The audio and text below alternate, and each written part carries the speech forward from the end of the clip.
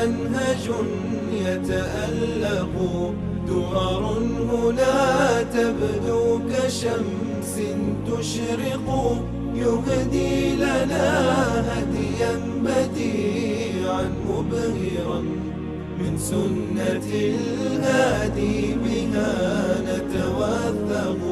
يا أيها الدرب الجميل بسعينا نحو العلا إنا هنا نتألق، درر بدت بتوهج في لمعة من حسنها كل الكلام سيبرق.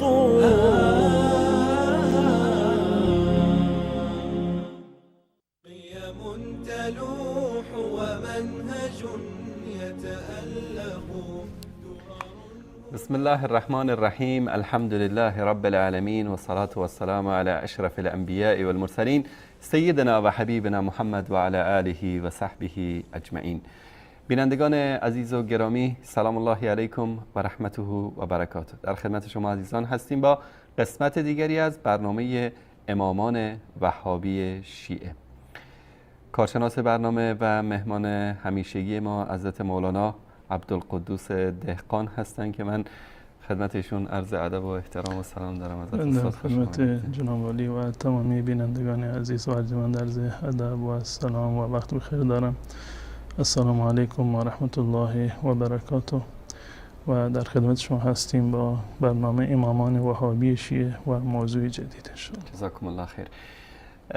قبل از اینکه من به موضوع این هفته بپردازم، امروز 95 روز از فرستادن پیام‌های ما به مراجع عظام شیعه آیت الله العظمی ناصر مکارم شیرازی، آیت الله العظمی جعفر سبحانی و آیت الله نجم الدین طبسی می‌گذرد.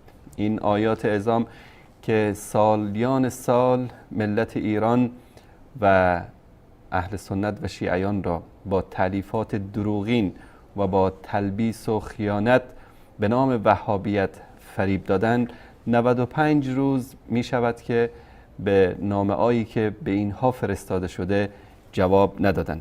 من سریعا نامه‌ای که به آیت الله ناصر مکارم شیرازی فرستاده شد را خدمت شما عزیزان میخونم. شاید بعضی از بینندگان از اصل موضوع اطلاع نداشته باشند. 95 روز قبل در اولین قسمت از برنامه امامان وهابی شیعه ما نامه‌ای عنوانی ناصر مکارم شیرازی، جعفر سبحانی و نجم الدین طبسی فرستادیم که متن این نامه را خدمت شما عزیزان قرائت می‌کنم. بسم الله الرحمن الرحیم. خدمت مرجع عالی قدر جهان تشیع آیت الله العظمی ناصر مکارم شیرازی دامت افاضاتهم و السلام علیکم و رحمت الله و برکاته. با توجه به تعریفات و تلاش‌های گسترده جناب عالی در نقد وهابیت و شناخت عمیقی که از منابع و باورهای امامان شیعه دارید، از شما درخواست داریم که برای تبیین حقایق و روشن شدن افکار عمومی شیعه و سنی حداقل 3 عنوان از ابواب کتاب توحید، مهمترین تعریف عقیدتی شیخ محمد بن عبدالوهاب رحمه الله را که به نظر جناب عالی تضاد بیشتر و آشکارتری با عقاید امامان 12گانه شیعه دارد انتخاب نموده و خلاف آن را از گفتار صریح و صحیح و بی‌معارض امامان شیعه اثبات نمایید. و برای آنکه جای هیچ توجیه ابهام و تردیدی باقی نماند، مؤکداً استدعا داریم که به نکات زیر عنایت فرمایید. حداقل 3 باب را انتخاب نمایید. ابوابی را برگزینید که با عقاید ائمه شیعه تضاد بیشتر و آشکارتری داشته باشد. صرفاً از روایات و گفتار امامان شیعه استدلال نمایید. روایات مورد استدلال 1 صریح، 2 صحیح، 3 بی‌معارض باشد. و چنانچه کتاب توحید شیخ محمد بن عبدالوهاب را با عقیده امامان شیعه در تضاد نمی‌بینید، احتراما نظر خویش را در این مورد اعلام بفرمایید. پیشاپیش از پاسخگویی جناب عالی سپاسگزاریم. برنامه تلویزیونی امامان وهابی شیعه.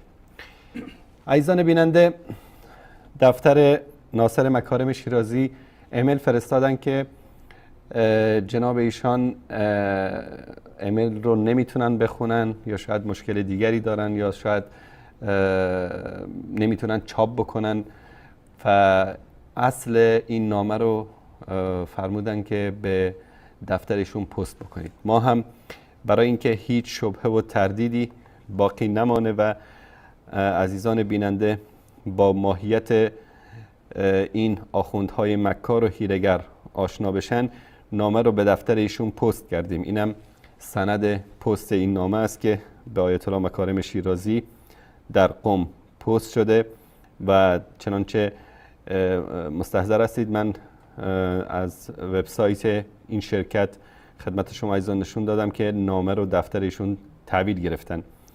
اما با گذشت 95 روز تا الان هیچ گونه جوابی ما دریافت نکردیم.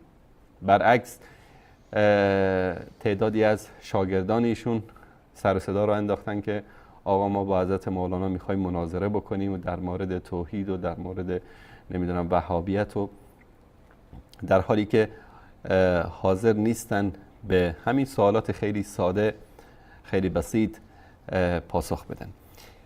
جناب حضرت استاد 95 روز میگذره و ما همچنان چشم به راه آیات اعظام و حجج اسلام اینا هستیم که به این 3 سوال خیلی ساده و بسیط ما پاسخ بدن، اما هیچ خبری از اینا نیست. برعکس شروع کردن به فحاشی و سر و صدا را انداختن و آهای ما مناظره میکنیم و فلان و علان.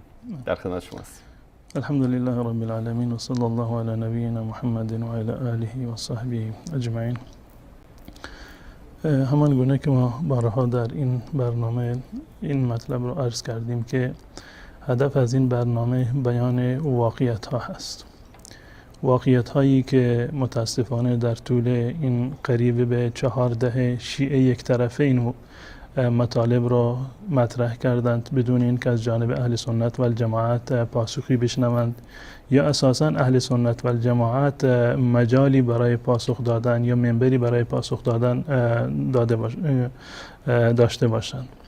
و متاسفانه عموم شیعه این تبلیغات رو قبول کردند و چه بسا که تعدادی از اهل سنت و الجماعت هم به خاطر اینکه از جانب اهل سنت و الجماعت ردی رو نشنیدن، چه بسا که یک سری شبهاتی در اذهانشون ایجاد شده باشه. و اساس این برنامه این است که واقعیت ها رو برای مردم بیان بکند.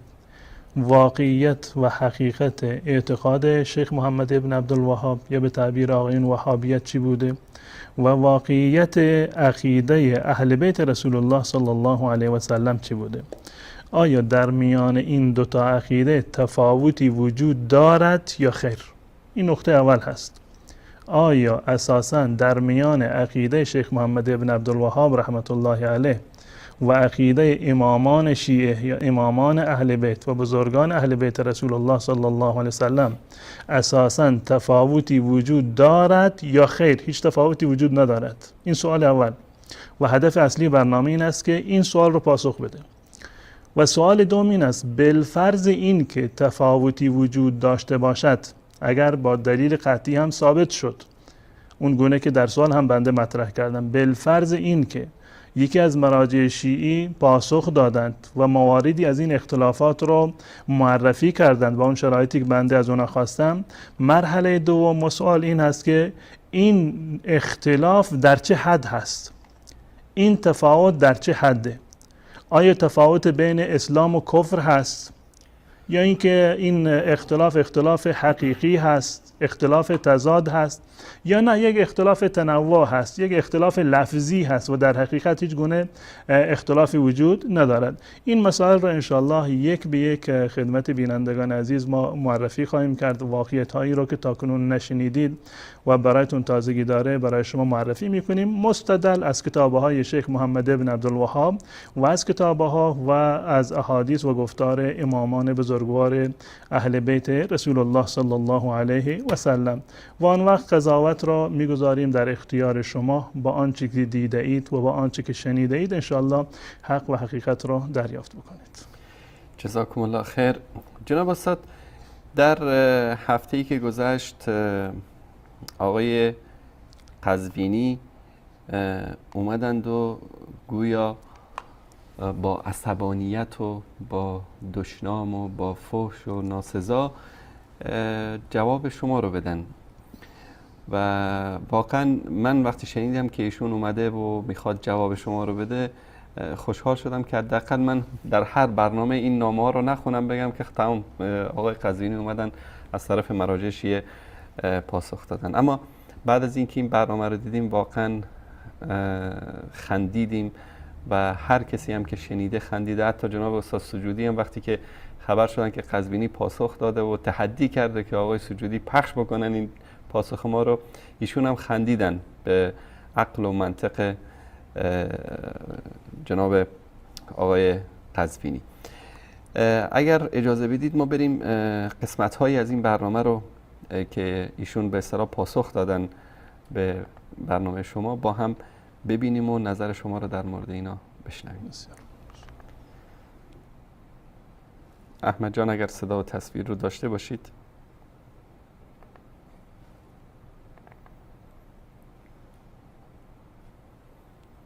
این آقایانی که میگن مقایسه کنیم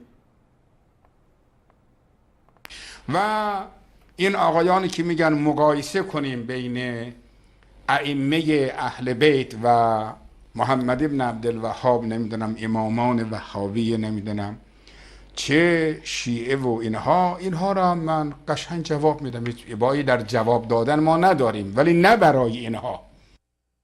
بله. ایشون میخواد جواب بده. الحمدلله من یعنی الله متعال میدونه که هیچ گونه هدفی ندارم جز اینکه واقعیتا مشخص بشه. نه برای من محمد ابن عبدالوهاب مهمه و نه هم مطلب دیگر. آنچه برای من مهم هست حق و حقیقت هست. دین رسول الله صلی الله علیه و سلم و آیین اهل سنت و الجماعت که برگرفته از قرآن و سنت رسول الله صلی الله علیه و سلم هست برای ما اولویت دارد. اشخاص برای ما مطرح نیستند. محمد ابن عبدالوهاب را با تمام عقایدی رو که بالفرض میگویند که منحصر به محمد ابن عبدالوهاب از دایره اهل سنت و الجماعت حذف بکنند.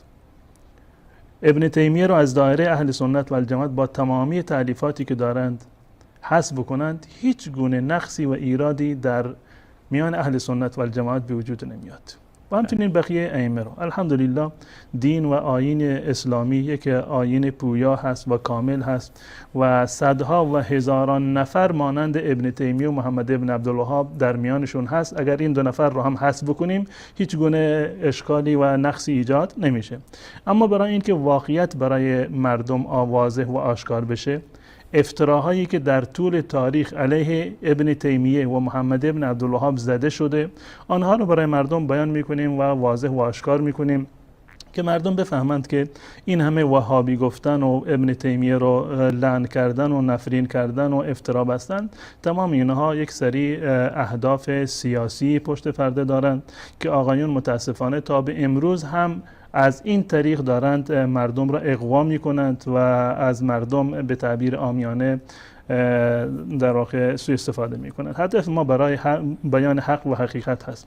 اگر آقای قزوینی یا هر کسی دیگر اگر مراجعشون هم این جرأت رو پیدا می کردند و حرفی رو می زدند، ما بدون کم و کاستی حرفشون رو، دلیل و منطقشون رو جلوی روی مردم می گذاشتیم تا واقعیت برای مردم واضح و آشکار بشه. ما هدف دیگر غیر از این نداریم. چون که اینا از وهابیت به عنوان یک مترسکی استفاده میکنن تا که مردم رو بگن خلاصه به قرآن و سنت نزدیک نشید که اینجا وهابیت است.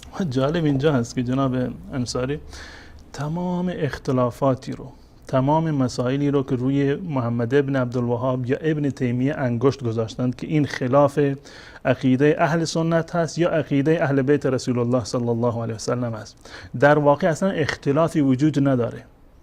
در واقع اصلا اختلافی وجود نداره. اختلاف اگر وجود داشته باشه بسیار اندک هست. یکی از مهمترین مثال هایی که بارها شنیدیم در شبکه پخش کردیم، مهمترین تفاوتی رو که آقایون یعنی کسانی که ضد وهابیت برنامه دارند و این همه کتاب نوشتند، مهمترین تفاوتی رو که در میان اهل سنت و وهابیت یا در میان اهل تشیع و وهابیت مطرح میکنند بحث توسل هست.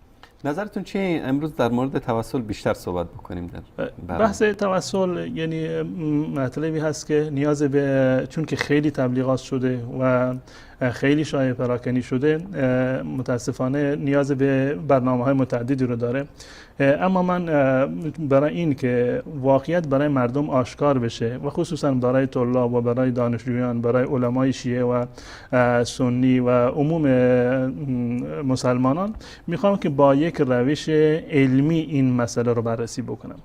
گرچه روش من در تمام برنامه ها به این گونه بوده، اما امروز میخوام این روش رو برای مردم معرفی بکنم که در نقد شیعه و در نقد علمای شیعه معیار ما و گزینه هایی که ما داریم چه مواردی هست. در بحث علمی، در یک رساله دانشگاهی، یک تز دانشگاهی وقتی کسی مینویسه یا یک مقاله علمی رو مینویسه، چه نکاتی معیار هستند برای سنجش این مقاله.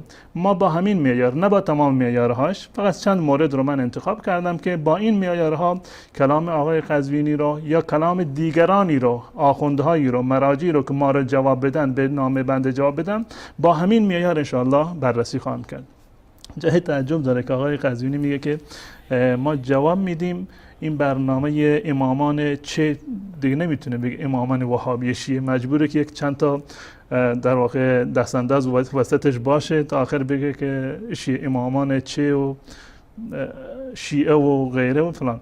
بله، امامان وهابی شیعه، تلفظش سخت نیست، راحته، درست تلفظ بکنید، امامان وهابی شیعه، و واقعیت هم همین هست و برای شما، برای شاگردانتون و برای عموم اهل سنت و شیعه انشاءالله این واقعیت کاملا روشن خواهد شد.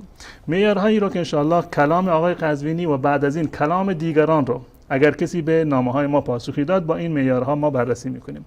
اولین مطلبی که خیلی مهم هست برای ما تحریر محل نزاع هست. تحریر محل نزاع. تحریر محل نزاع یعنی مشخص کردن نقطه اصلی اختلاف ما با شیعه یا وهابیت، با امامان شیعه، با اهل تشیع، با اهل سنت در کدام نقطه هست. کلیگویی هیچ سودی رو نداره و هیچ وقت کلیگویی انسان رو به واقعیت نمیرسونه. اگر شیعه کلیگویی بکند یا سنی کلیگویی بکند، از عقیده خودش دفاع نکرده. حتما باید دقیقاً مورد اختلاف را مشخص بکنه که ما در این نقطه اختلاف داریم. مواردی رو که با هم اختلاف داریم، 1 2 3 4 تا 10 هر چی هستن، اینا اتفاق نظر داریم، پس بنابراین مجالی در اینها نیست که اینا جایز هست. مواردی رو که اتفاق نظر داریم که حرام هست، در اونم بحثی نیست. 1 تا هر چه مورد هستن، این فلان و فلان و فلان مورد به اتفاق شیعه و سنی حرام هست، پس بنابراین روی اینا بحث نیست. دقیقاً بیایم روز همون نقطه اصلی و اساسی که در این نقطه ما اختلاف داریم با هم دیگر، و دلایلی رو که شیعه یا سنی می آورند باید دقیقاً در همین نقطه مشخص باشه. و هر گونه در واقع گزافه‌گویی و پراکنده‌گویی در واقع دلیل ناتوانی طرف هست، یا دلیل عدم و درکش هست، یا اینکه تسلط نداره بر موضوع، یا اینکه فقط میخواد که در واقع تلبیس بکنه و فریبکاری بکنه. کسی که واقعا به خودش ارزش قائل هست، به بینندگانش قائل هست، ارزش قائل هست، یا این که میداند که چی میگوید و میداند که نقطه اصلی اختلاف کجا هست، اون دیگه سراغ بقیه مسائل نمیره. متاسفانه آقای قزوینی میخواستن در مورد توسل صحبت بکنند. اول اومدن که نظر علمای اهل سنت در مورد ائمه اهل بیت و شیعه، مگه ما تا حالا اختلافی داشتیم؟ تمامی امامان شیعه یعنی ائمه 11 شون بر روی سر و چشم ما قرار دارن بلا استثنا. این یکی که هنوز متولد نشده، اما اون مهدی واقعی هم بر سر و چشم ما قرار داره. هیچ گونه اختلافی رو نداریم. امام ذهبی و بقیه علمای اهل سنت و الجماعه جز روات ما هستند، جز بزرگان ما هستند، هیچ گونه اختلافی رو نداریم. بحث ما با آقایون شیعه این نیست که اهل سنت یا وهابیت ائمه شیعه رو بد میدونند، کافر میدونند، فاسق میدونند، نه، چنین چیزی نیست، بلکه همه را مسلمان، عالم، اون کسانی که علمی داشتن، هر کسی در حد خودش، انسان‌های پاک و پرهیزگاری بودند، در این ما هیچ گونه شک و شبهه‌ای رو نداریم. اومده دوباره که بله نظر علمای اهل سنت در مورد محمد ابن عبدالوهاب، یعنی این نهایت در واقع ضعفه که برای اثبات یک مسئله علمی بیاند بگویند که آقا فلانی تو رو فحش داده. خب به من چی فحش داده؟ این محلش از اعراب کجا هست؟ چه نقشی در بحث علمی داره؟ اونهایی که به محمد ابن عبدالوهاب فحش دادن، اونها افرادی هستند مثل جناب عالی. و یک نکته رو من اینجا عرض بکنم. تا زمانی که شیعه آقای ناصر مکارم شیرازی و آقای قزوینی و تمام مراجع و علما شیعه، تا زمانی که شما نیومدید تفاوتی رو در میان عقیده محمد ابن عبدالوهاب و عقیده امامان شیعه مطرح بکنید، تمام فحش و ناسزایی رو که در طول تاریخ به محمد ابن عبدالوهاب و به ابن تیمیه داده شده، اینها متوجه امامان شیعه شما هست. به خاطر چی فحش دادن؟ به خاطر اینکه اختلاف داره، عقیدهش متفاوت هست، به خاطر اینکه توسل رو قبول نداره، زیارت رو قبول نداره و بقیه افتراهایی که بستن. اگر اومدید این تفاوت را با اصول علمی ثابت کردید، بله، آقای محمد ابن عبدالوهاب حقش بوده که این فحشا رو بشنوه. اما اگر در میان عقیده محمد ابن عبدالوهاب و ائمه شیعه تفاوتی وجود نداشت، یا محمد ابن عبدالوهاب پیرو واقعی و 100% امامان شیعه بود، هر کسی که به خاطر عقیده محمد ابن عبدالوهاب به محمد ابن عبدالوهاب توهین کرده، این دقیقاً این توهین ها برمیگرده به امامان اهل بیت رسول الله صلی الله علیه و سلم.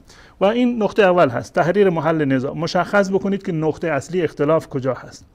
دوم، صحت و تطابق دلیل با مدعا. وقتی که دلیل میآورید، چه شیعه باشه چه سنی باشه، برای اثبات مسئله خودش باید دلیلش صحیح باشه. مطلب بعدی این که این دلیل با مدعایش تطابق داشته باشه. تنها صحت کافی نیست، دقیقاً مشخص شده باشه که وجه استدلال از این دلیل چی هست، کجای این دلیل به این مسئله برمیگرده. این نقطه دوم هست که باید مشخص بکنن در کلام خودشون. و نقطه سوم این است که نوع اختلاف رو مشخص بکنن، وگرنه اختلاف در میان مذاهب اهل سنت و الجماعت، در میان حنفی و شافعی در مسائل فقهی اختلاف وجود داره. نه تنها در میان دو مذهب، حتی در مذهب امام ابو حنیفه، شاگردان امام ابو حنیفه در برخی از مسائل با ایشون مخالفن. و همچنین در مذهب امام شافعی، در مذهب امام مالک، در مذهب امام احمد بن حنبل. و همین مورد نزد شیعه هست. اختلاف در میان شیعه، اختلافات خیلی عمیق وجود داره. از نخستین فرقه های شیعه گرفته، سبعیه و نمیدونم زیدیه و اسماعیلیه و ده ها فرقه که دارند، اینها تمام اختلافاتشون در اصول دینشون هست. یعنی برعکس اهل سنت، برعکس اینا خودشون رو تکفیر میکنن دیگه. غیر از این مرحله یک مقدار بیایم پایین‌تر، تمام مراجع تقلید با مراجع دیگر اختلاف نظر دارند. امکان نداره که یکی به مرجعیت برسه و 100% اقوالش مانند مرجع دیگر باشه. اگر اینطوری بود نیازی به مرجع نبود و نیازی به اجتهاد نبود. پس بنابراین این تفاوت وجود داره، دیدگاه نظر و تفاوت دیدگاه ها وجود داره. آقای مکارم یک نظری رو دارند، آقای سبحانی یک نظری رو دارند، آقای فلانی یک نظری رو دارند. این اختلافی که بین وهابیت و بین امامان شیعه وجود دارد در چه حده؟ 10% هست، 20% هست، 100%. بحث اولا و عدم اولا هست، بحث خوب و خوبتر هست، بحث جایز و بحث حرام هست، بحث اسلام و بحث کفر هست. این باید مشخص بشه، وگرنه این اختلاف من گونه که عرض کردم در میان تمام مجتهدین در واقع وجود داره. و مطلب چهارم که در اینجا برای من مهم هست، التزام به منابع هست. من وقتی که میگویم که عقیده امام باقر این هست، باید از کلام امام باقر ثابت بکنم. وقتی من میگم عقیده امامان شیعه این هست، باید از گفتار امامان شیعه با اون معیاری که عرض کردم باید صحیح باشه و با مدعا تطابق داشته باشه. با این گونه باید ثابت بکنم.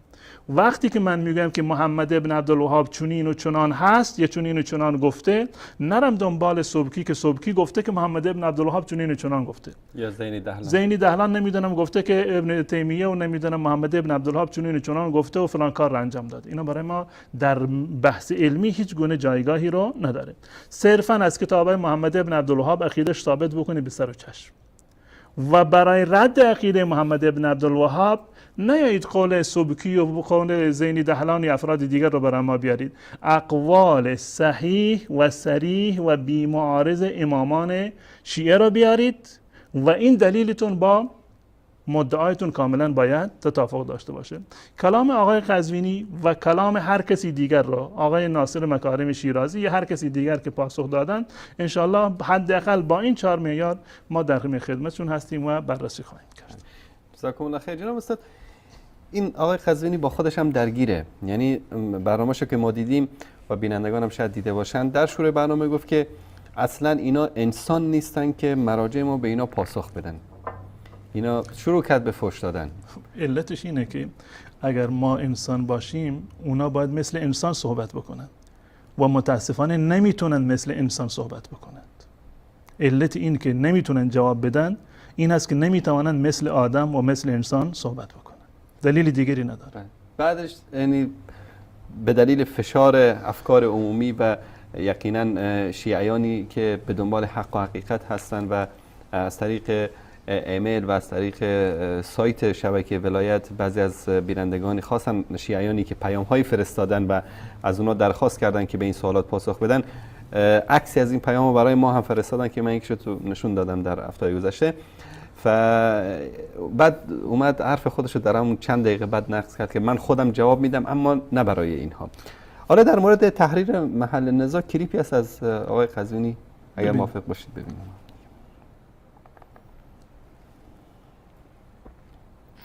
ما بارها گفتیم توسل 3 قسم هست. توسل به اسماء الهی، اللهم اینی اسألک باسمک العظیم الاعظم الاجل الاکرم المخزون المکنون النور المبین.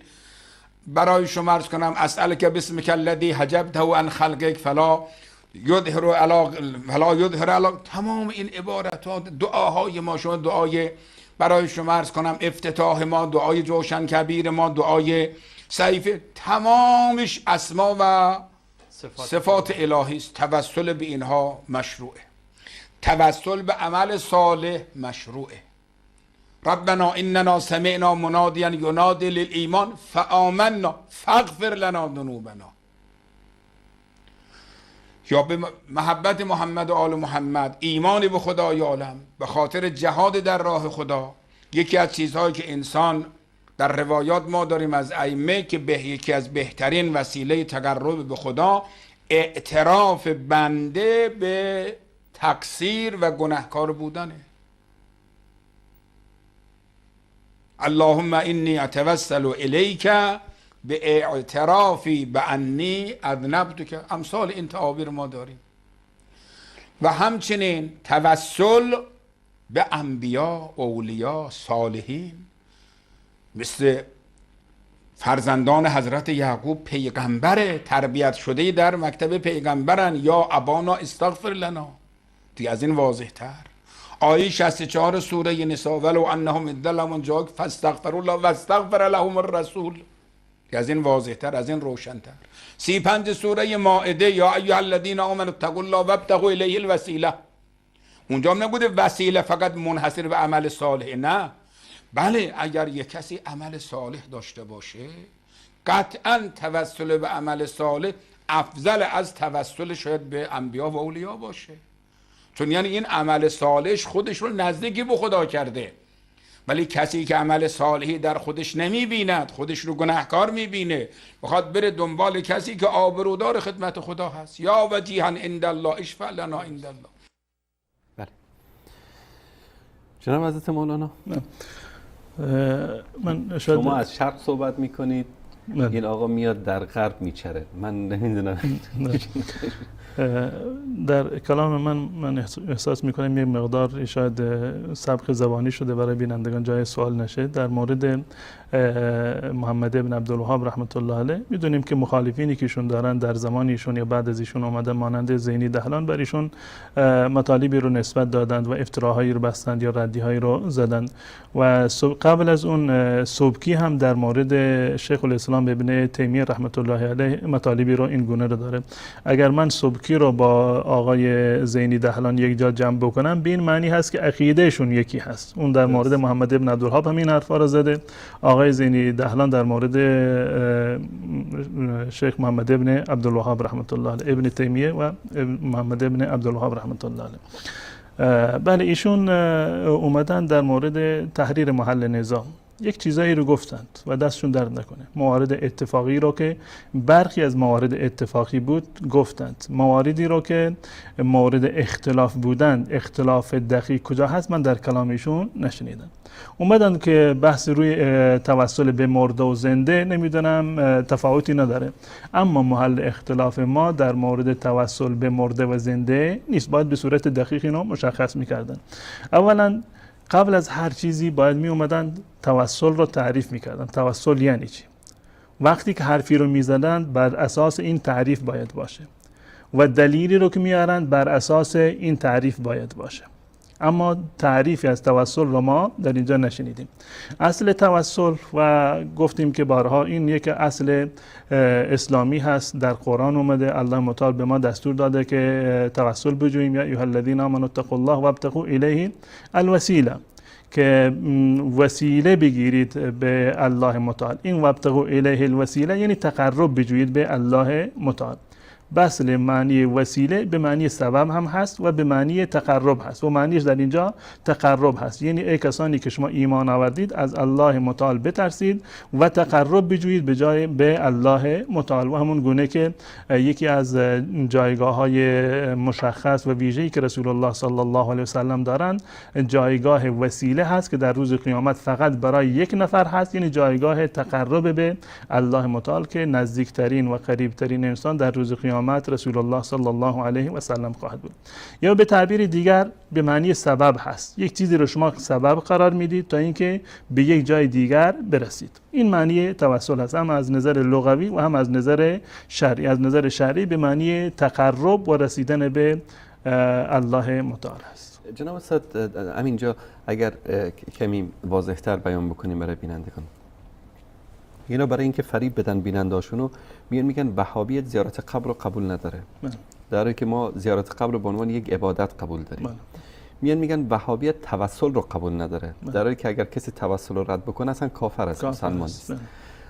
ما در این مورد اگر ما توسل جایز و ناجایز داریم زیارت قبر. بله، عرض کردم که این توسل در قرآن اومده، در احادیث رسول الله صلی الله علیه و سلم اومده. برخی از مواردی که مباح هست و جایز هست و عبادت هستند و واقعا سبب هستند و تقرب به الله متعال هستند، مانند مواردی هست که خود آقای قزوینی هم بیان کردن. اول توسل به اسماء و صفات الله متعال، بلا استثناء تمام اسماء و صفاتی که در قرآن اومده یا در سنت رسول الله صلی الله علیه و سلم اومده، اینها برای ما قابل توسل هستند و الله متعال همینو دستور داده. ولله الاسماء الحسنى فادعوه بها در سوره اعراف. الله متعال اسماء الحسنی داره، شما با توسل به اسماء الله خودتون رو به الله متعال نزدیک بکنید. مانند این که یا رحمان تو رحیمی پس بر من رحمت بفرما. ای کسی که عزیزی، ای کسی که منتقم هستی، ای کسی که جبار هستی، انتقام مرا از کفار مثلا بگیر. با هر اسمی یک معنی داره، با توجه به نیازت، با توجه به دعایت به اون اسم الله متعال در واقع توسل بکن. این هیچ گونه اشکالی رو نداره. به تمام اسما و صفات الله متعال که در قرآن یا سنت اومده توسل جایز هست. توسل دیگر توسل به اعمال صالحه هست، بل اتفاق جایزه. ابن تیمیه و محمد ابن عبدالوهاب هیچ گونه اختلافی رو در اینجا ندارن. این مثالی رو خود آقای قزوینی گفتن ربنا اننا آمنا فاغفر لنا، چون که ما ایمان آوردیم. توسل به ایمان یعنی توسل به عمل خود فرد است، هیچ گونه اشکالی رو در اینجا نداریم. و مورد دیگری که جایز هست توسل به دعای صالحین جایز هست. توسل به دعای صالحین جایز است، هم در قرآن اومده و هم در احادیث رسول الله صلی الله علیه وسلم. توسل به دعای صالحین یعنی چی؟ یعنی این که من میرم پیش یک انسانی که من او رو قبول دارم، از دیدگاه من انسان پرهیزگاری هست، من میرم پیش اون و میگم که فلانی برای من دعا بکن که الله متعال گناهان مرا ببخشد، دعا بکن که الله متعال مرا هدایت بدهد. هیچ گونه اشکال نداره، هر کسی باشه، ولو این که اون فردی که من میروم بالاترین عالم زمان نباشه. حتی از خود آقای قزوینی شاگرداشون برن پیش آقای قزوینی که برای ما دعا بکن، هیچ گونه اشکالی نداره، جایز هست. پیش یک انسان عادی بروند که برای ما دعا بکن که الله متعال ما را ببخشه، یک انسان فقیر و دلشکسته رو ببینه فلانی برای ما دعا بکن الله متعال ما را هدایت بکن، هیچ گونه اشکالی نداره. این توسل به دعای صالحین هست، مانند دعایی که فرزندان یعقوب از ایشون کردن، قالوا یا ابانا استغفر لنا، پدر ما برای ما طلب مغفرت بکن، یعنی دعا بکن که الله متعال ما را مغفرت بکند. و همچنین که الله متعال در سوره نساء می‌فرمایند در مورد منافقین، ولو انهم اذ ظلموا انفسهم جاءوك فاستغفروا الله واستغفر لهم الرسول، از رسول الله برایشون طلب مغفرت بکنند. این طلب دعا هست یا طلب توسل هست یا تقرب هست به وسیله دعای یک انسان نیکوکاری به الله متعال. در اینجا تا این مورد ما هیچ گونه اختلافی رو نداریم، هیچ گونه اختلافی در اینجا وجود نداره. اینا موارد اتفاقی هست که در واقع ما اتفاق نظر داریم. حتی در توسل به انبیاء و صالحین، وقتی که ما میگیم توسل به انبیاء و صالحین، یعنی توسل به انبیاء و صالحین هم زیر مجموعه های زیادی رو داره. بسیاری از مواردش 80-90% از مواردی که زیر مجموعه توسل به انبیاء و صالحین هستند جایز هستند، هیچ گونه اشکالی در این زمینه وجود ندارد، هیچ کسی هم حرفی رو در این زمینه نزده. حتی مواردی رو خود آقای قزوینی هم گفتن. توسل به دعای صالحین که عرض کردم جایز هست، توسل به ایمان به صالحین، ایمان به رسول الله، یا الله چون که من به رسول الله ایمان آوردم فلان حاجت مرا برآورده بکن، هیچ گونه اشکالی در این زمینه وجود نداره. پروردگارا چون که من محمد و اهل بیتش را دوست دارم پس به من فلان حاجت مرا در واقع برآورده کن، هیچ گونه اشکالی در این زمینه وجود ندارد. پروردگارا چون که من پیرو رسول الله و اهل بیت هستم فلان حاجت مرا برآورده کن، هیچ گونه اشکالی در این زمینه وجود ندارد. اینها موارد اتفاقی هست. موارد اختلافی داریم که باز هم جای بحثی نیست، مانند توسل کردن به یک انسان کافری، به یک انسان کافر. آیا یک مسلمان میتواند که به فرعون مثلا توسل بکند؟ بل اتفاق جایز نیست.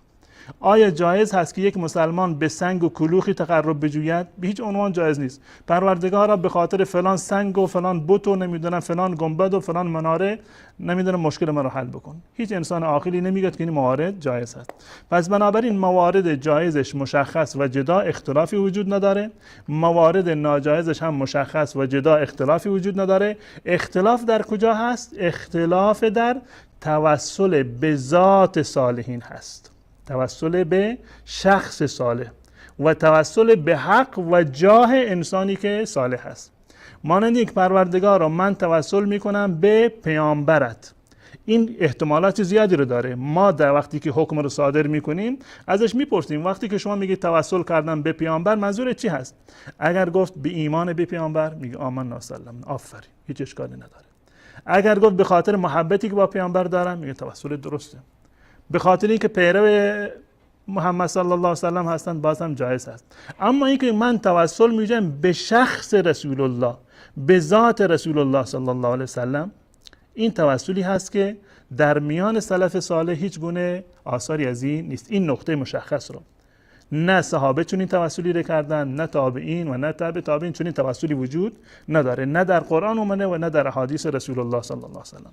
توسل دیگر پروردگارا به خاطر جاه رسول الله، به خاطر مقام رسول الله، به خاطر حق رسول الله من از تو در واقع میخوام که فلان حاجت من را برآورده بکنی.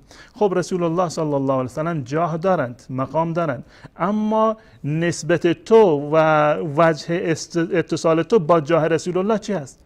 اصلا به تو چه که رسول الله صلی الله علیه و سلم جاه دارند؟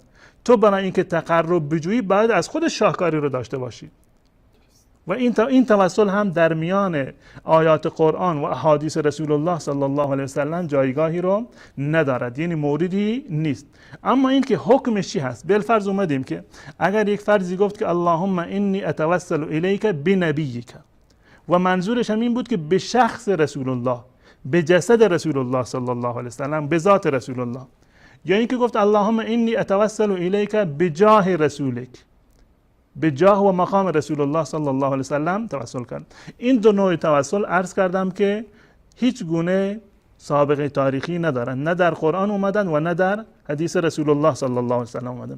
الان اومدیم یک کسی اومد توسل کرد به همین چیزی که من میگم جایز نیست، نباید توسل بکنید. الان یک فردی اومد گفت که من توسل میکنم به رسول الله، یعنی به شخص رسول الله، به جسد رسول الله، به ذات رسول الله. حکمش چی است؟ آیا کافر شده؟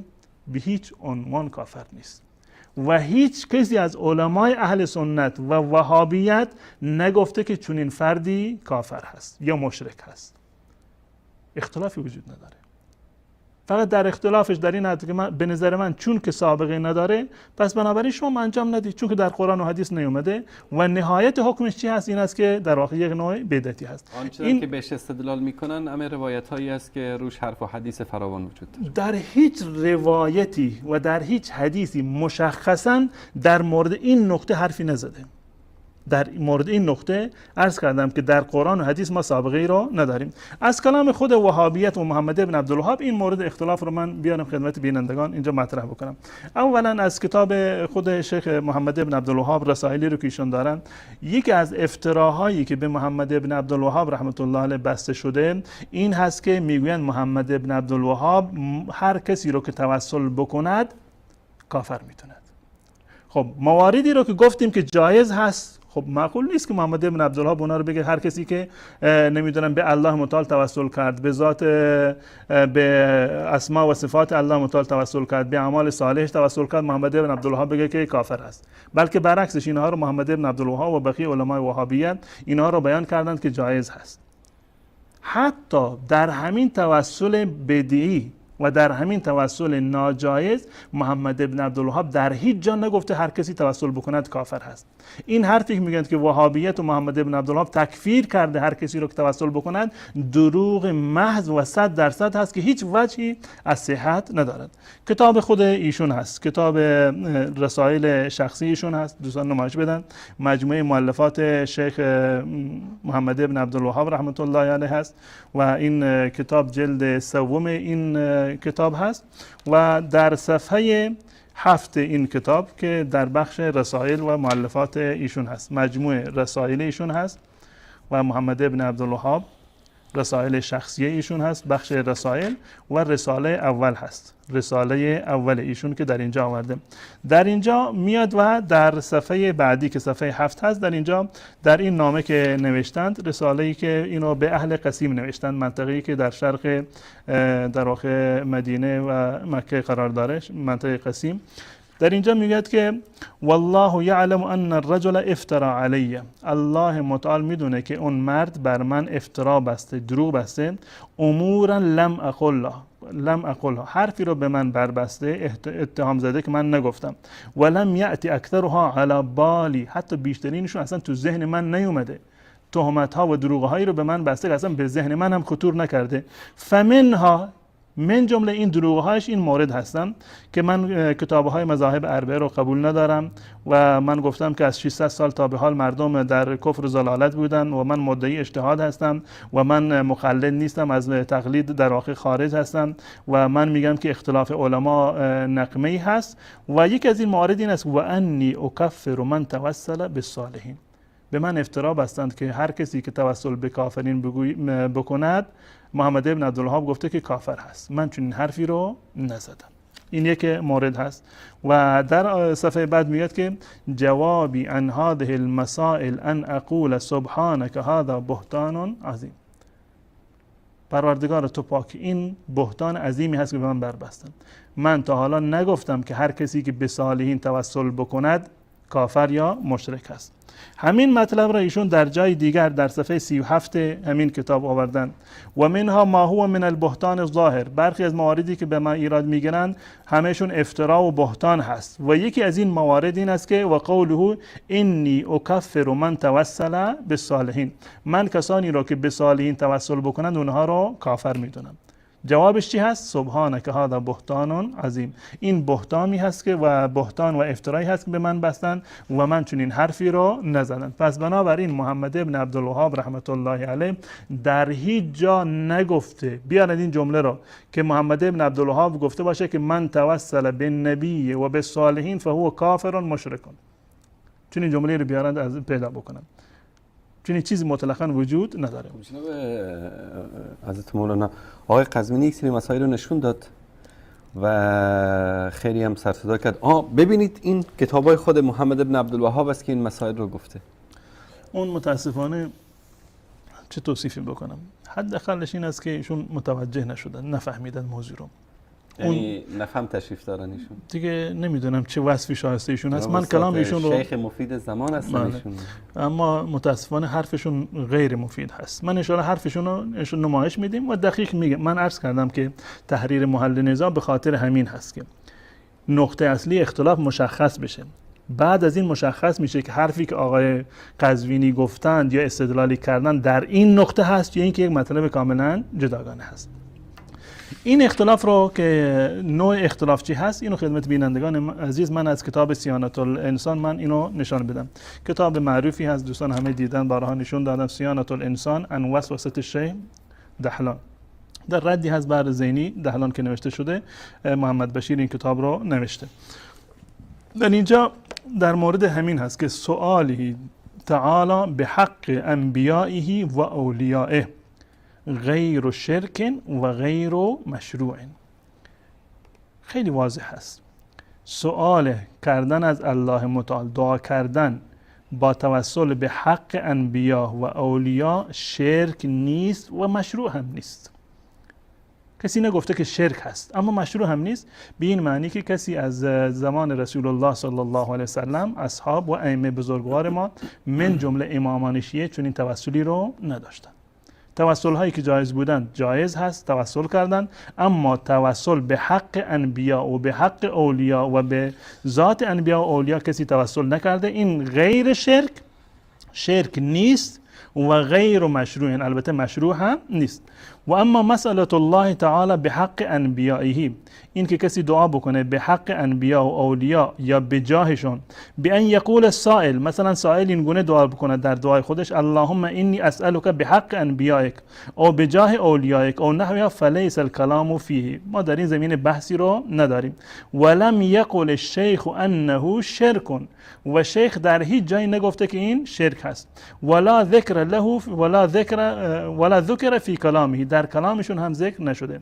این حرف رو نه محمد ابن عبدالوهاب زدند و نه شیخ الاسلام ابن تیمیه رحمت الله علیه. در هیچ جا نگفتم که توسل به دعای صالحین یا دقیقاً توسل به حق انبیا یا به جاه اولیا این در واقع شرک است یا کفر است. این مطلب رو کاملا در اینجا توضیح میدهد. نهایت حرفی رو که شیخ محمد ابن عبدالوهاب رحمت الله علیه یا ابن تیمیه گفتند این است که سابقه نداره این نوع توسل شاهدی و نمونه‌ای در زمان رسول الله و در میان رسول الله و صحابه و اهل بیت ندارد. مطلب دیگری رو که در اینجا آورده و مشخص می‌کند باز هم عنوانش این است: الخلاف فی التوسل، الخلاف فی التوسل بالنبی او غیره مع دعاء الله. اختلافی که وجود داره در مورد توسل و توسل به رسول الله یا غیر رسول الله، اولیاء و صالحین، همراه با دعا کردن الله متعال، از الله متعال خواستن. ببینید در اینجا یک نقطه وجود داره. من از الله متعال میخواهم که ای الله به خاطر رسول الله، به خاطر جاه رسول الله، به خاطر مقام رسول الله فلان حاجت ما را برآورده بکن. من از کی خواستم؟ از الله متعال خواستم. پس بنابراین بحثی که ما داریم این هست که یک انسانی از الله متعال چیزی رو طلب بکند به واسطه رسول الله یا به واسطه یک انسان صالحی. توسل بکند به رسول الله یا به یک انسان صالحی، توسل بجوید به چه کسی؟ به الله متعال. بحث روی این هست. اما این که یک انسانی بیاد غیر الله متعال را صدا بزند کاملا یک بحث جداگانه هست و اسمش توسل نیست، زیرا که شما به چیزی توسل نجستید بلکه غیر الله را صدا زدید. اون بحث دعای غیر الله یا استغاثه است که انشاءالله توضیح خواهم داد. ایشون اومدن در این صفحه، در صفحه 358 میگه که قول فی الاستسقاء لا بأس بالتوسل بالصالحین. این جمله که لا بأس بالتوسل بالصالحین و قول احمد یتوسل بالنبی صلی الله علیه وسلم که توسل به رسول الله جایز هست، خاصتا مع قولهم انه لا یستغاث بمخلوق، در کنار این که این علما علما فرمودند که لا یستغاث بمخلوق فالفرق ظاهر جدا. این دوتا مسئله کاملا زمین و آسمان با هم دیگر تفاوت دارند. یکی این که توسل به صالحین یا توسل به رسول الله، یکی دیگر هست استغاثه به مخلوق. اینها دو قضیه کاملا جداگانه است. ولیس الکلام مما نحن فیه، بحث ما در این مورد نیست. بحث ما در مورد استغاثه، عرض کردم که این یک مسئله جداگانه هست و توسل به انبیاء و صالحین یک بحث جداگانه هست.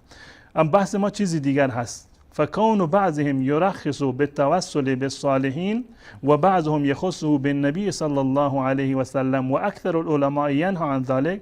اما این که بعضی از علما جایز قرار دادن توسل به صالحین را، یا بعضی دیگر فقط توسل به رسول الله را جایز دانستند و البته اکثر علما این را قبول ندارند، ینها عن ذلك و یکرهه، اینو مکروه میدانند. هذه المسأله من مسائل الفقه. بحث اختلافی که وجود داره در باب توسل، این اختلاف در باب فقط مثل یکی از مسائل فقهی هست و مسئله بیشتر نیست. ولو کان الصواب عندنا قول الجمهور، گرچه نظر ما در این زمین قول جمهوره که توسل به رسول الله و به انبیاء صالحین جایز نیست و مکروه است، این قول جمهوره. اما اونایی که گفتند که جایز هست، خب این بحث یک بحث در حد مسائل فقهی هست. انه مکروه و الصواب عندنا قول الجمهور انه مکروه فلا ننکر علی من فعله. کسی که به انبیاء و صالحین توسل بکنه ما جلوشو نمیگیریم، ما اینو اصلا انکارش هم نمی کنیم. یک مسئله اختلافی هست که برخی از علما گفتند که توسل به رسول الله و توسل به صالحین جایز هست. یک مسئله مانند اختلافات فقهی که در این زمینه وجود دارد. ولا انکار فی مسائل الاجتهاد، در مسائل اجتهادی اصلا مجالی برای انکار کردن و تخطئه کردن وجود نداره. لکن انکارنا علی من دعا المخلوق، بحث ما روی این هست که کسی مخلوق رو صدا بزنه. بحث ما روی این نیست که کسی الله متعال رو صدا بزنه، دعا بکنه با توسل به رسول الله. بحث ما در اینجا هست که یک کسی بیاد مستقیما رسول الله را صدا بزنه. یعنی به جای اینکه بگه ای الله مرا هدایت بکن، بیمار مرا شفا بده، میگه یا رسول الله بیمار مرا شفا بده، یا رسول الله فلان مشکل را از من حل بکن. این دو تا مسئله کاملا متفاوت است. و در همین کتاب از عبدالله نقل شده، عبدالله فرزند شیخ محمد ابن عبدالوهاب، در صفحه 360 عبارت شیخ عبدالله ابن شیخ محمد ابن عبدالوهاب و ایضا قال فيها، در این مطلب اومده اما التوسل وهو ان يقول اللهم اني اتوسل اليك بجاه نبيك محمد صلى الله عليه وسلم او بجاه عبادك الصالحين او نحو ذلك فهو من البدعة المذمومة اذ لم يرد بذلك نص. کسی که بگه من توسل میکنم به جاه رسول الله، به ذات رسول الله، این فقط یک نوع بدعت هست. یعنی این که نصی در این زمینه نیومده، در قرآن و حدیث تأییدی رو نداره. اما اگر کسی چون این توسلی رو انجام داد، حکمش چی است؟ حکمش این نیست که کافر شده و مشرک شده. نه محمد ابن عبدالوهاب و نه ابن تیمیه چون این کسی رو کافر و مشرک ندونستند. بله، جزاکم الله خیر. جناب استاد میان برنامه میگیریم و بعد از اون میریم سراغ تلبیساتی که جناب آخوند قزوینی داشت و دلایلی که برای به اصطلاح توسل از کتب محمد ابن عبدالوهاب آورد و تکفیر کرد و فوش و ناسزا و خلاصه انشالله بعد از این میان برنامه خدمت شما عزیزان نشون خواهیم داد که آقای قزوینی چقدر میفهمه و چقدر نمیفهمه. با ما همراه باشید.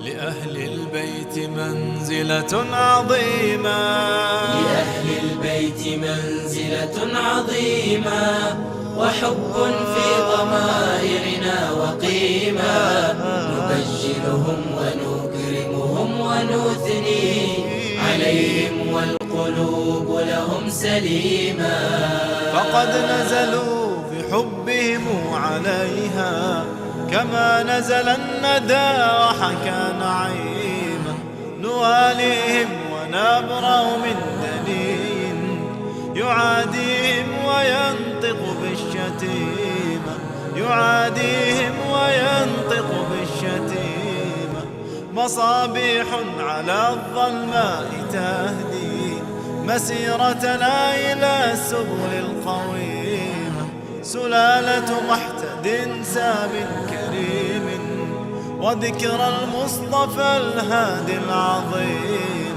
وذكر المصطفى الهادي العظيم. لأهل البيت منزلة عظيمة، وحب في ضمائرنا وقيمة، نبجلهم ونكرمهم ونثني عليهم والقلوب لهم سليمة. وأحباب وأصهار كرام مع صحب النبي بلا خصوم، كفى الآل الكرام علا وفاخرا، ثناء الله في الآي الكريم، ثناء الله في الآي الكريم. عليهم حلية التطهير تاج، تلوح عليه أمجاد صميمة، فهذا حبنا دين وقربى، وعهد وفاء لأسمقنا أروما، وعهد وفاء لأسمقنا أروما. لأهل البيت منزلة عظيمة، وحب في ضمائرنا وقيمة، نبجلهم ونكرمهم ونثني عليهم والقلوب لهم سليمة. لأهل البيت منزلة عظيمة، وحب في ضمائرنا وقيمة، نبجلهم ونكرمهم ونثني عليهم والقلوب لهم سليمة. قيم تلوح ومنهج يتألف. با سلامی دوباره خدمت بینندگان عزیز و گرامی. من نکته رو یادآوری کنم که مطلب خیلی مهم و دیدنی و شنیدنی است، انشاءالله در پایان برنامه جناب حضرت مولانا بیان خواهند کرد، منتظر بمونید. حالا بریم دنبال دلایل لایتچسبک جناب آیت الله فهمیده شیخ مفید زمان. دلیل اول، اما در رابطه با دیدگاه امام صادق در خصوص توسل. ببینید دوستان عزیز، این کتاب کافی هست، فروع کافی جلد 5. روایات خیلی مفصل هست، روایت هم 100% صحیحه. حالا من بررسی سندی هم خواهم کرد. امام صادق فرمود شعارنا یا محمد یا محمد، شعار ما ائمه یا محمد یا محمده. با اینکه محمد ابن عبدالوهاب میگه هر کس بگه یا علی کافر و مرتده، تفاوتی دیگه نمیکنه، حالا یا محمد یا علی یا علی فرقی نمیکنه.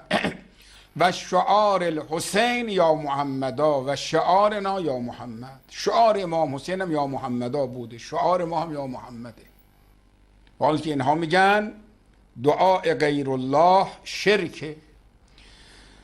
و این روایت باز در جای دیگر امام صادق سلام الله علیه اصول کافی جلد 2 باز میگه اللهم انی اتوجه الیک بمحمد و آل محمد و اقدمهم بین یدی صلاتی. خدایا من به طرف تو می آیم، واسطه قرار می دهم محمد و آل محمد را و اینها را در پیشاپیش خودم قرار می دهم و اتقرب الیک بهم و به برکت اینها به تو تقرب می جویم. این دیگه از این واضح تر، از این روشنتر. در رابطه با علی ابن ابراهیم دیگه مفصل ما بحث کردیم که این چه سگه هست. ابراهیم بن هاشم ما مفصل بحث کردیم. فقهای ما در طول تاریخ به روایات ابراهیم بن هاشم عمل کردن و خود سید ابن طاووس میاد سندی رو نقل میکند که در حدیثش ابراهیم بن هاشم هست، میگه اینها سگاتون بالاتفاق. علامه مجلسی رضوان الله تعالی علیه روایتی رو در روضة المتقین میاره بین ان علی ابن ابراهیم، ایشون میگه و ابوه ممدوح کالثقه به اعتماد القمیین بل غیرهم علی ثقته بل لم نجد احدا یرد حدیثه. ندیدیم کسی از علمای شیعه حدیث ابراهیم بن هاشم رد کرده باشه. دیگه از این واضح تر؟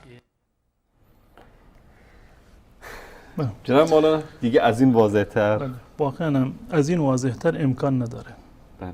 یعنی این مسئله از این واضح تر محاله که دیگه واضح تر کسی از علمای شیعه بیاد این مسئله رو بیان بکنه. اولا در خطابی و نامه‌ای که من به آقایون مکارم شیرازی فرستاده بودم، یکی از مواردی که از ایشون خواسته بودم که عقیده امامان شیعه را با دلیل ثابت بکنن. دلیل صحیح باشد، صریح باشد، بی‌معارض باشد. ایشون جرئت نمی‌کنند که نامه بنده رو بیارن در اینجا نشون بدن که من چی خواستم از ایشون و الان چی جواب دادم. قبلا خوندیم خدمت بینندگان عزیز در اول برنامه دلایلی رو که بنده خواسته بودم برای اثبات مذهب اهل بیت رسول الله از اقوال اهل بیت صحیح باشه، صریح باشه و بی معارض باشه. الان با این تفصیل ما میریم جلوی یعنی این آقای قزوینی رو حرفشو که زدن ببینیم تا چه اندازه این حرفشون مصداق داره. من یک مطلب دیگری رو در اینجا معرفی بکنم. من امروز میخوام به آقای قزوینی نمره بدم با اجازه شما. عجب. بله. فایده نداره با اینکه برای اینکه ایشون بفهمند یا بینندگان بفهمند مجبوریم که یک روشی رو که دیگه برای دانش آموزان هست. من عرض کردم که 4 مورد هست: تحریر محل نزاع و صحت دلیل و تطابق دلیل با مدعا و تعیین نوع اختلاف و التزام به منابع تعیین شده. در ایران هم نمره آخرین نمره چنده؟ 20 هست. 20. هر یک از این 4 مورد رو من 5 نمره محاسبه میکنم. هر یک از این 4 گزینه رو 5 نمره من محاسبه میکنم. جایزه میدید اگر برنده شدن؟ دیگه آخرش ببینیم چی میشه نتیجهش یا چی میشه. خب در مورد تحریر محل نزاع شما شنیدید که ایشان گفته باشه که محل نزاع کجا هست؟ دقیقاً اختلاف روی چی هست؟ اصل موضوعی که روش تلبیس میکنه همینه. نگفتند که بحث ما روی این است که به جاه رسول الله یا به ذات رسول الله صلی الله علیه وسلم توسل بشه، دعا بشه به دربارگاه الله متعال با وسیله قرار دادن شخص رسول الله و جاه رسول الله. اما دعای رسول الله، اما محبت رسول الله، ایمان به رسول الله مواردی هست که مورد اتفاق هست. پس بنابراین ایشون در مورد تحریر محل نزاع با این که مثلا اومدن گفتند که ایمان به الله رو ما قبول داریم، توسل به اسماء و صفات رو ما قبول داریم، توسل به دعای صالحین رو ما قبول داریم، به خاطر اینکه این موارد رو گفتن من از 4 نمره 1 نمره بیشان میدم.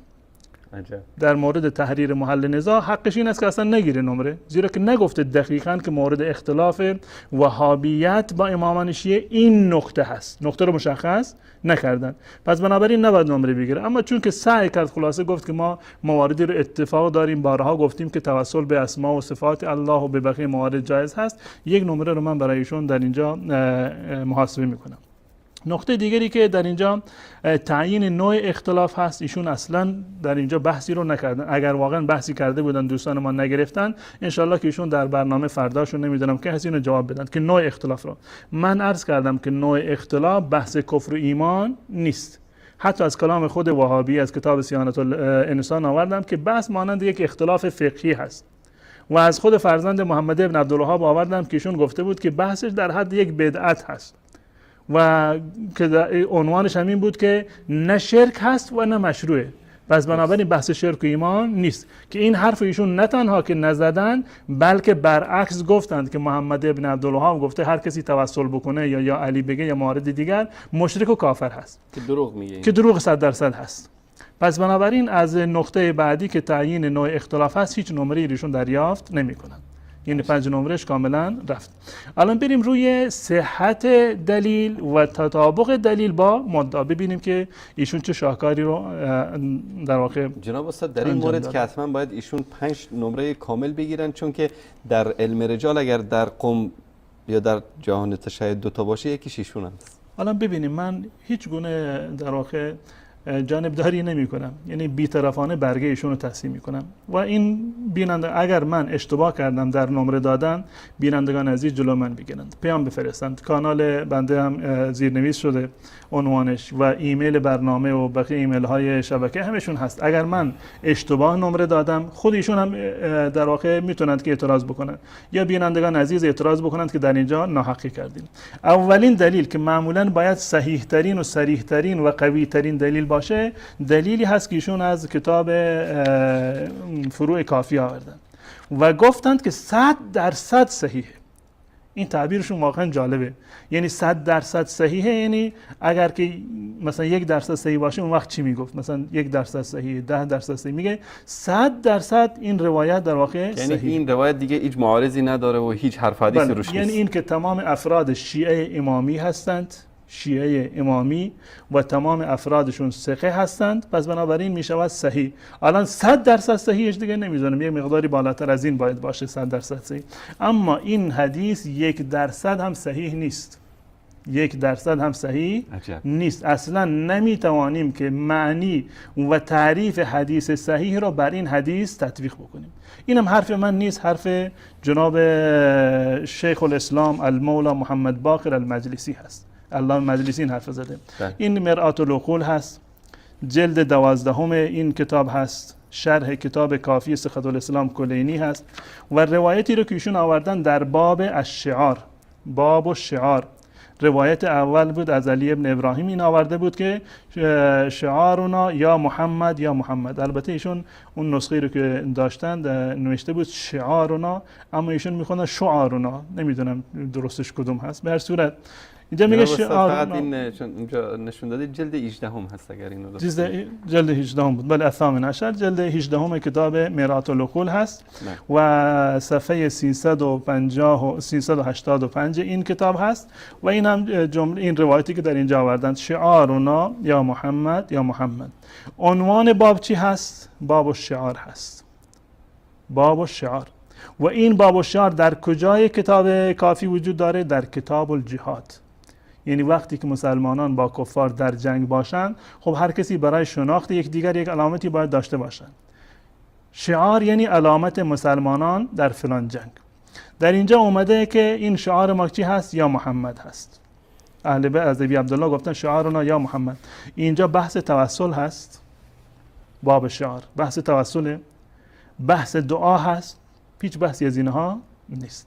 خب گذشته از این که بحثی نیست، عرض کردم که خود این حدیث صحیح نیست.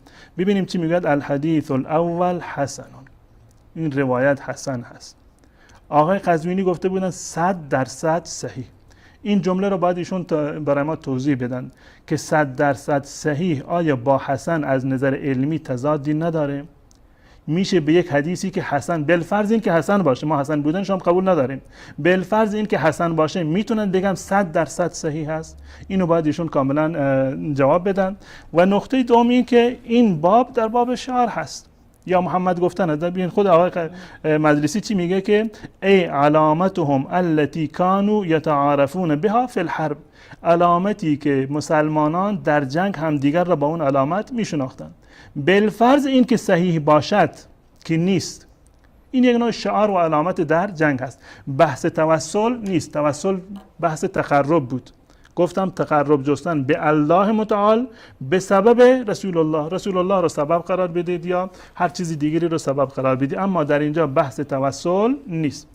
اولا حدیثش هم صحیح نیست، پس بنابراین نمره صحت حدیث رو نمیگیرند ایشون و دلیلشون با مدعا تطابق نداره. بحثشون در مورد توسل هست، اختلافی که بین وهابیت و شیعه وجود داره، توسل به ذات رسول الله، به جاه رسول الله هست. این هیچ ارتباطی با اون مدعا در واقع نداره. غیر از این در واقع صحیح هم نیست.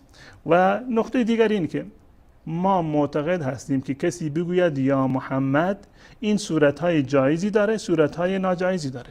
خود همین مورد نیاز به تحریر محل نزاع داره.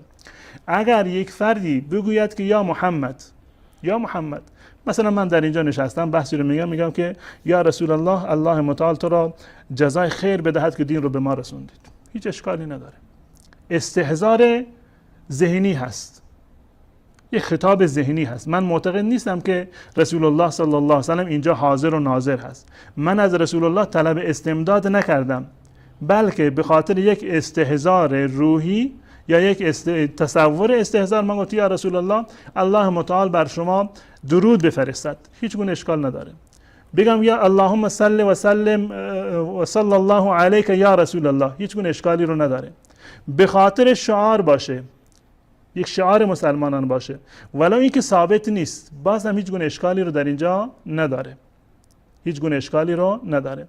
و در مورد توسل هم که نیست، یعنی به هیچ تعریف توسل رو برای این حدیث هم نمیتونید که در واقع بیایم و تطبیق بکنیم. اما نقطه جالبی که در اینجا هست این نقطه هست که ایشون آوردند 2 تا حدیث رو آوردند و یک سند رو معرفی کردند. 2 تا حدیث رو آوردند و یک سند رو در اینجا آوردند و گفتن 100% صحیح است. رفتن سراغ یک حدیث دیگر هم چسبوندند به این و دوباره سند حدیث اول رو آوردند و نشون دادند که علی ابن ابراهیم قمی هست تا بقیه مثلا افرادش رو مشخص کردند. جناب استاد در این مورد که باید بهشون 5 نمره کامل بدید، چون که در علم رجال که ایشون دیگه واقعا خب نیست، دلیلشون به آقای گفتم یعنی که این بیمارز روایت باشه. رجالش روشون حرف هست. غیر از این که روشون حرف هست، خود آقای مجلسی گفته که صحیح نیست. وقتی میگه حسن هست یا صحیح نیست، اگر ایشون میگفتم که نزد ما معتبر حسن قابل استدلال یک بحثی بود، ایشون گفتن 100% صحیح. و وقتی که یک رجالی مانند ایشون علامه هست در علم رجال وقتی میگه 100% صحیح، یعنی منظورشون همون اصطلاح علمی هست که باید اینو به کار برده باشن. اما روایت دیگری که آوردن ضمیمه کردن به این روایت، بعدش اومدن و تحقیق سندی کردن و رجالش رو بررسی کردن. روایت دیگری هست که در کتاب اصول کافی این رو آوردن، در کتاب اصول کافی هست که حضرت علی رضی الله تعالی عنه که دعایی رو در واقع میخوندن و این دعا در اینجا هست در کتاب مرآت العقول جلد 12 باب الدعای قبل الصلاة. باب الدعای قبل الصلاة روایت اول بود، روایت اول خوندن با این سند که سند رو نخوندن. این دعا بود که اللهم انی اتوجه الیک بنبیک خوندند، انی اتوجه الیک بنبیک. آقای مجلسی چی گفته؟ این روایت مرسل هست، نه حسن نه موثق هست و نه صحیحه و نه 100% صحیحه. ایشون آوردن 2 تا روایت رو در کنار هم گذاشتن و سند روایت اول رو آوردن گفتند که 100% صحیح هست و رجالش رو هم گفتن. در مورد رجال حدیث اول من عرض بکنم که این روایت علی ابن ابراهیم قمی هست. آقای قزوینی، علی ابن ابراهیم قمی و همچنین پدرش ابراهیم ابن هاشم و همچنین شاگردش آقای کلینی به اتفاق شیعه معتقد به تحریف قرآن بودن، یعنی این که ثقل اکبر را قبول نداشتن. و شما شیعه معتقد هستید هر کسی که ثقل اصغر را رد بکند که گفتید که کافر هست، بالفرض این که ما تنزل بدیم که کافر نباشه، به اتفاق شیعه روایتش صحیح نیست، زیرا که تعریف حدیث صحیح نزد شما این است که راویش باید شیعه اثناعشری ثقه باشد. شیعه اثناعشری ابن ابراهیم نمیدونم ثقه هست و صحیح المذهب هست و همچنین پدرش و همچنین آقای کلینی. این نکته اول. و نکته دوم این که آقای ابراهیم ابن هاشم را هیچ کدام از رجالی های شما ثقه نگفتند و تا زمانی که ثقه نگفته باشند این نمیتواند حدیثش در واقع صحیح باشه. و حتی خود آقای خویی در جلد 21 کتاب معجم رجال خودشون صفحه 144 وقتی که اومدن یک روایتی رو بررسی میکنند و میگن و اما توثیق العلامه نفسه فلا یعتمد علیه، حتی توثیق آقای هلی علامه هیچ اعتباری رو ندارد. به خاطر چی؟ به خاطری که مسائلی رو قبلا بیان کرده من بعد ما تقدم غیر مرة من ان توثیقات المتأخرین لا يمكن الاعتماد علیها، که نمیتوانیم بر توثیقات متأخرین اعتماد بکنیم. و یکی از شرایط توثیق این هست که اون کسی که توثیق میکند و اون کسی که توثیق میشوند باید معاصر باشند، باید معاصر باشند، همدیگر رو دیده باشند. من یک دوستی رو دیدم تعریفش میکنند انسان خوبی هست یا مثلا میگن انسان بدی هست، این حرف معتبر هست.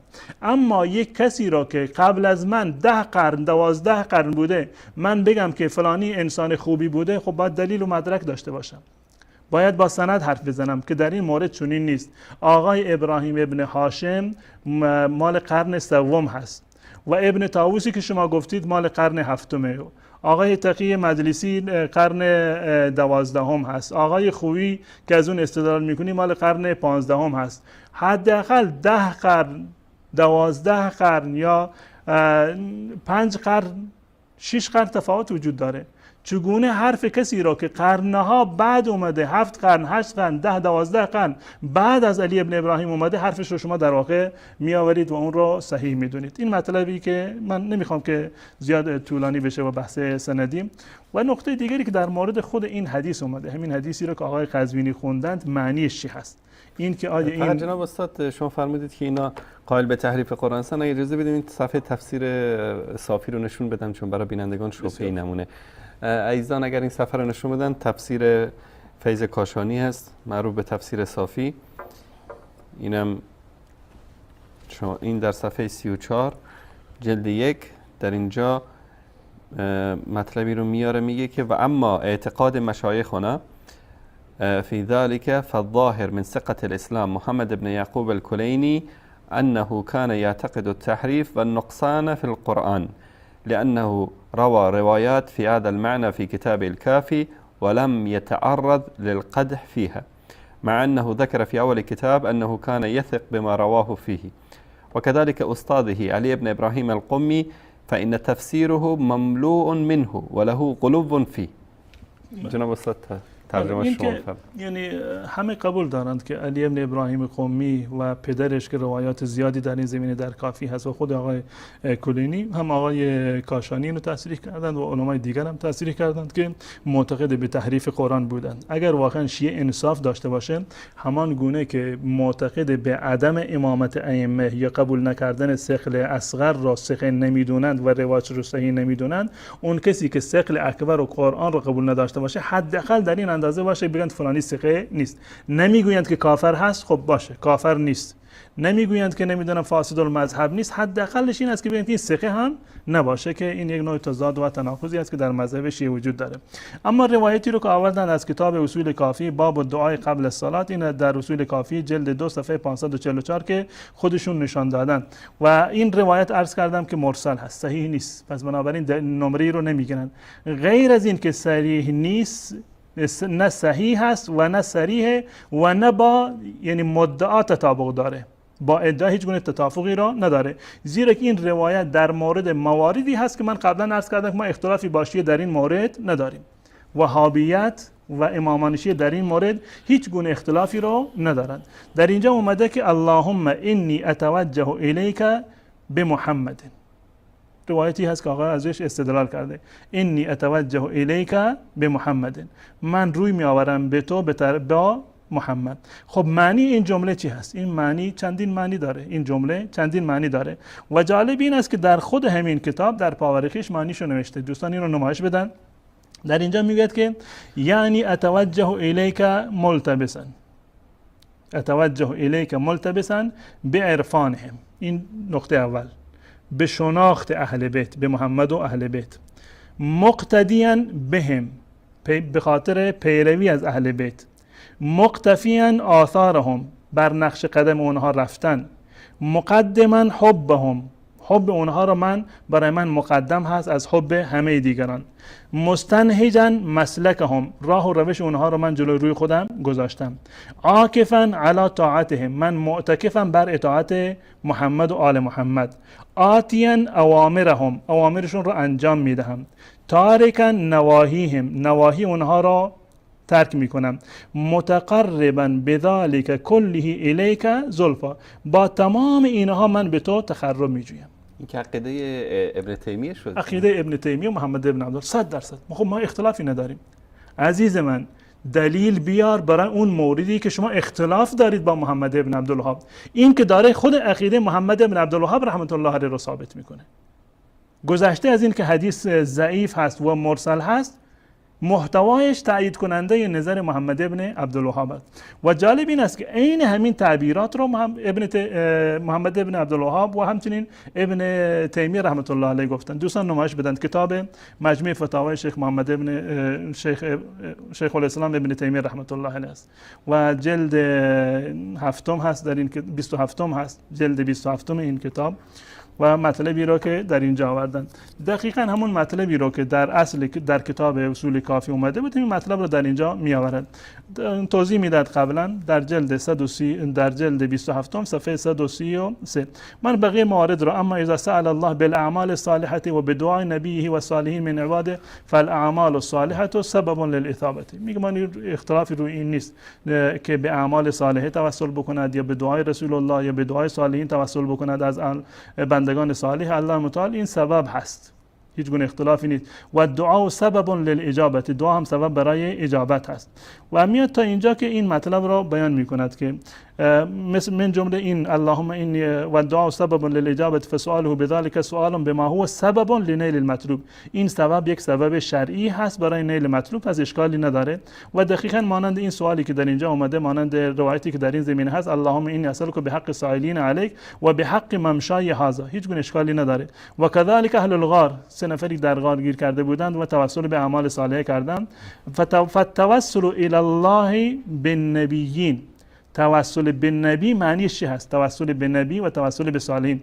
هو التوسل بالایمان بهم توسل به ایمان به پیامبران و به طاعتهم به اطاعت اونها مانند نماز و السلام علیهم درود فرستادن بر اونها و محبتهم و موالاتهم او به دعائهم و شفاعتهم. میگه این توسل چی هست؟ جایز هست.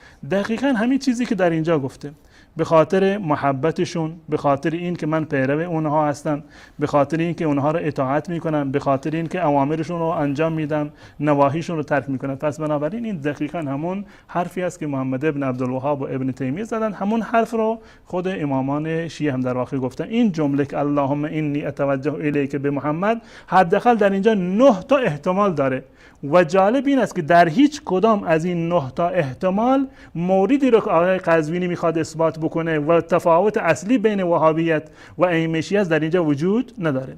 اختلاف روی چی هست؟ اختلاف روی این است که آیا توسل به ذات پیغمبر یا به جاه پیغمبر جایز هست یا جایز نیست. این مورد در این احتمالات هم ذکر نشده. احتمالات این است به عرفانهم هیچ گونه اشکال نداره شما کتابی رو خوندی درباره سیرت و توسل میکنی پروردگارا چون که من محمد را میشناسم اهل بیت را میشناسم با زندگیشون آشنا هستم پس بنابراین فلان حاجت مرا برآورده بکن هیچ اشکال نداره. به خاطر شناختشون به خاطر اتباعشون به خاطر رفتن پشت سرشون اختفایشون به خاطر مقدما حبهم همون چیزی رو که ما ابن تیمیه گفته بود دوستشون داشته باشید یا مستنهجا مسلکهم راه و روششون رو انتخاب کردید یا معتکف بر اطاعتشون هستید آتین اوامرهم تارکا نواهیهم متقربا بذلک کله الیک زلفا. این همون حرف ابن تیمیه هست و در این مورد ما هیچ گونه در واقع اختلافی رو با آقایون شیعه و یا علمای شیعه یا بهتر بگم با ائمه اهل بیت رسول الله صلی الله علیه وسلم نداریم. پس بنابراین این روایت عرض کردم که مرسل هست غیر از این که مرسل هست هیچ تطابقی با ادعا هم ندارد پس بنابراین در اینجا هم هیچ گونه نمره رو آقای قزوینی دریافت نمی‌کنه. جزاکم الله خیر. جناب استاد گرچه وقت برنامه به پایان رسیده اما اگر خیلی مختصر ما دلیل دوم ایشون هم پخش بکنیم اگر امکانش باشه بفرمایید. البته مختصر نباید این دلایلش حداقل بررسی بکنیم دوستان اگر وقتی رو بدن به ما حالا پخش میکنیم ببینیم. یا در روایات دیگر در کافی جلد 2 صفحه 544 به همین شکل از امام صادق نقل میشه از امام باقر سلام الله علیه اسالک ان تصلی علی یا محمد یا رسول الله انی اتوجه بک الی الله ربک و ربی. نم از آقا امام باقر و همچنین در نهج البلاغه این تعبیر این آقایان مفصل مطرح میکنند که آقا در نهج البلاغه امیرالمومنین آمده که میگه افضل ما توسل به المتوسلون الایمان به و به رسوله. ببینید امیرالمومنین میگه توسل کفر و شرکه. تا حالا کسی گفته که امیرالمومنین گفته توسل کفر و شرکه؟ نه. این حرف از کجا میزنند ایشون؟ به هر صورت 2 تا دلیل دیگه در اینجا اضافه کردن. اول گفتند همچنین در کتاب اصول کافی جلد 2 صفحه 544 ایشون صفحه مانیتورش کمی جابجا شده بود همون دلیل اول دوباره تکرار کردن صفحهشون. گفتن که مرسل هست و در خود پاورخیش اومده بود که معنیش چی هست. برمیگردن به صفحه بعدی، باب الدعاء فی ادبار الصلوات، صفحه بعدی روایتی رو آوردند که و اتقرب الیک بمحمد عبدک. این روایت رو ببینیم که آقای مجلسی در موردش چی گفته. دوستان نمایش بدن. این مرآت العقول هست و جلد 12، مرآت العقول جلد 12. در اینجا همین روایت رو آورده که اللهم اینی اتقرب الیک بجودک و کرمک و اتقرب الیک بمحمد عبدک و رسولک. این روایت رو گفته چی هست؟ حسن هست، منتها گفته که صحیح ما اینو قبول داریم.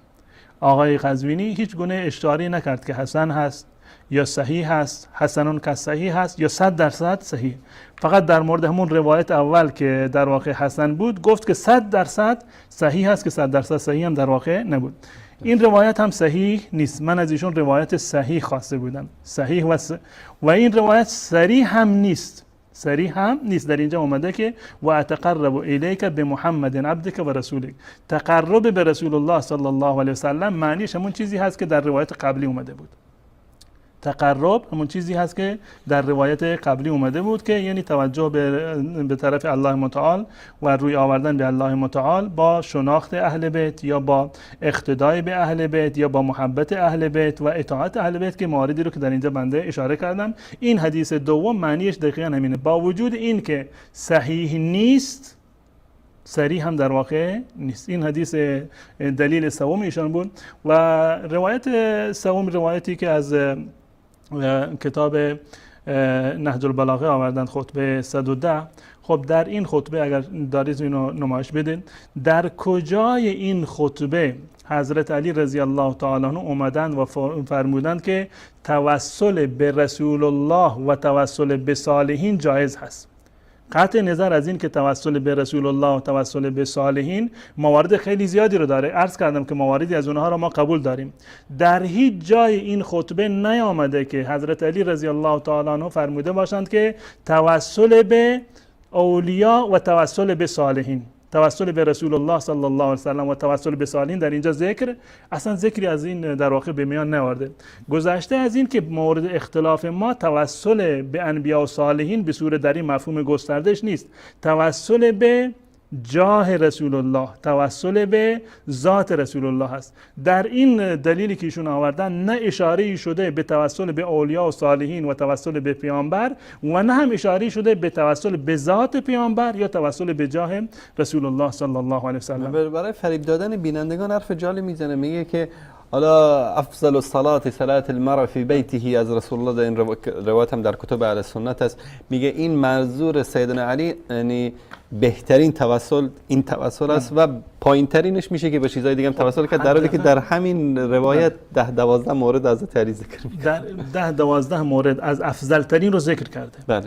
اما در هیچ جا توسل به انبیا و صالحین رو ذکر نکرده. حداقلش این هست بالفرض ما بگیم که با دلایل دیگر توسل به صالحین جایز هست که دلایل رو دیدن مردم. در هیچ روایتی نیومده توسل به صالحین جایز هست. دلایل محکمتر رو تو بررسی کردیم. در این روایت هم در هیچ جایش نیومده که توسل به انبیا و صالحین جایز هست. برترین انواع توسل را در اینجا بیان می کند، اما ذکری از توسل به انبیا و توسل به ائمه و اولیا هیچ گونه بحثی رو نیاره. حداقل معنیش اینه که از دیدگاه سیدنا علی رضی الله تعالی عنه توسل به انبیا و اولیا بالفرض که جایز باشد جز فرض‌ترین و افضل‌ترین انواعش در واقع نیست و این با عقاید خود شیعه تضاد داره. البته یک نکته رو خود آقای قزوینی در اینجا نمیدونیم که واقعا عقیدهش این هست یا اینکه از زبانش در رفت. میگه که بالفرض اگر کسی عمل صالحی داشته باشد و به عمل صالحش توسل بکند، این از توسل به انبیا و اولا بالاتره. این جمله مخالف بقیه حرفایی است که قبلا زدن. اما بالفرض این که توسل به انبیا و اولیا ثابت باشد با دلایل دیگر، در اینجا سیدنا علی رضی الله تعالی عنه این توسل را جزو توسل های برتر ذکر نکرده و هر انسان عاقلی وقتی که بخواد یک جای توسل بکنه به یک توسل قوی تری باید توسل بکنه. در اینجا ایمان را ذکر کردند حضرت علی رضی الله تعالی عنه، نماز را ذکر کردند و روزه را ذکر کردند، کلمه اخلاص و ذکر کردن لا اله الا الله را، کسی که عمل صالح نداره حداقل میتونه بگه لا اله الا الله، میتونه 2 رکعت نماز بخونه، میتونه 1 روز روزه بگیره یا عمل دیگری رو که صدقه ای بده. تمام اینها رو از برترین ها ذکر کردن سیدنا علی، در صورتی که توسل به جاه و به ذات رسول الله صلی الله علیه و سلم بالفرض این که ثابت باشد که نیست، باز هم جز برترین ها از دیدگاه سیدنا علی رضی الله تعالی عنه نخواهد. بله دوستان میتونن خطبه 110 نهج البلاغه، خطبه 230 نهج البلاغه و نامه 31 نهج البلاغه رو بهش مراجعه بکنن که مفصل در این مورد صحبت شده و خیلی زیبا و سریع سیدنا علی رضی الله تعالی عنه بیان میکنن که چگونه باید شما توسل بکنید. در هیچ جا آن مواردی رو که آقای قزوینی میخواست بهش اشاره بکنه در مورد توسل ذکر نکردن. جناب استاد کلیپ سومی رو هم ببینیم با هم دیگه.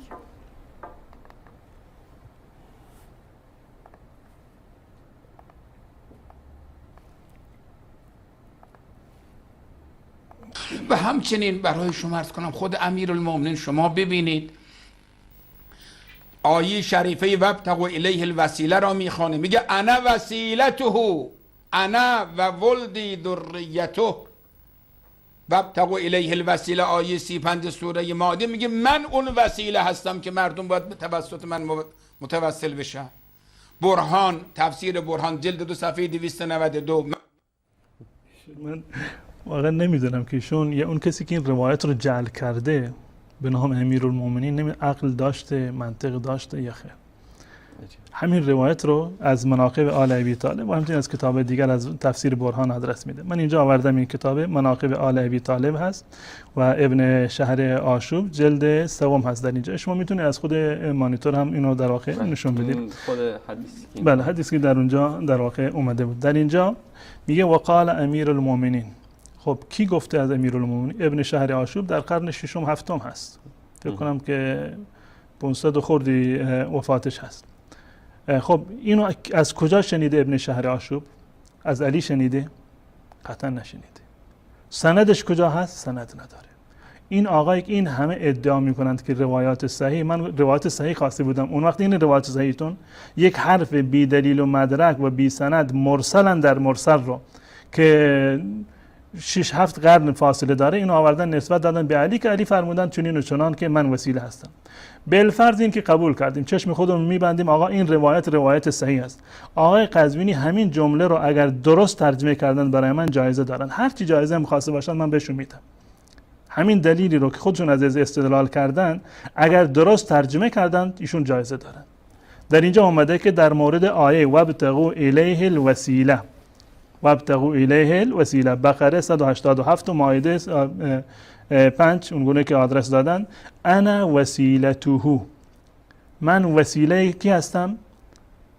وابتغوا الیه الوسیله، این الهی به طرفی که برمیگرده ضمیر الله، به الله متعال تقرب بجوید. علی میگه من وسیله او هستم، یعنی وسیله کی؟ من اینجا می نیستم وسیله الله، یعنی من وسیله هستم که شما به طرف الله تقرب میجوید. و بعدش میگه و انا و ولدی ذریته، من و فرزندانم ذریه او هستیم. او کی هست؟ الله. بحثی از رسول الله در اینجا اومده؟ بالفرض این که بحثی از رسول الله اومده باشه، علی ذریه رسول الله هست؟ این دلایل شما که میخواید برای یعنی مردم را فریب بدید که بله وهابیت توسل را کفر میدونند و شرک میدونند و بنابر روایت صحیح اهل بیت شما معتقد هستید که توسل جایز هست. این یکی از دلایلی هست که ایشون در واقع ذکر کردن. پس بنابراین اینجا باید نمره منفی نمیدونم چند میدادیم، اما من نمره منفی نمیدم، همون نمره ای رو که عرض کردم که باید دلیل صحیح باشه و تطابق با مدت داشته باشه که در اینجا اون نمره رو هم نمیگیرن. یعنی این روایت هیچ تصحیحی نشده در کتب؟ اصلا سند نداره که تصحیح بشه. نه سند داره، سندش هم که سندی عرض کردم که نداره و متنش هم این گونه هست. متنش رو هیچ انسان عاقلی نمیتونه ترجمه بکنه. جناب مولانا یعنی شما یک مراجعه بکنید، چون این آقا عالم علم رجال هست در قم، اگر دو تا باشه یکیش ایشون است. من اصلا باورم نمیشه. علم رجال نزد ایشون معنیش این است که ایشون رجال شناسه، یعنی میدونند که ایشون وقتی ببینند ایشون آیت الله مکارم شیرازی هست، ایشون آیت الله سبحانی هست، نه این که رجال شیعه رو، محدثین شیعه رو و راویان شیعه رو میشناسند. اگر میشناختند هیچ وقت یک کسی که علم رجال رو 1% هم آشنایی داشته باشه از حدیث بی سند میتونه استفاده بکنه، استدلال بکنه؟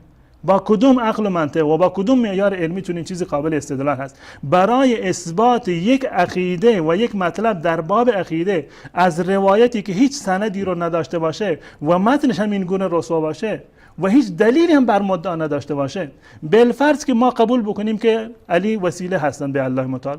وسیله رو قبلا توضیح دادن در خود کتاب کافی، گفتن وسیله وقتی که اهل بیت وسیله هستن و محمد صلی الله علیه و سلم وسیله هست، یعنی ایمان به اونها، محبت به اونها، اتباع اونها و دوست داشتن اونها هست و انجام دادن اوامرشون هست، ترک نواهیشون، این توسل هست.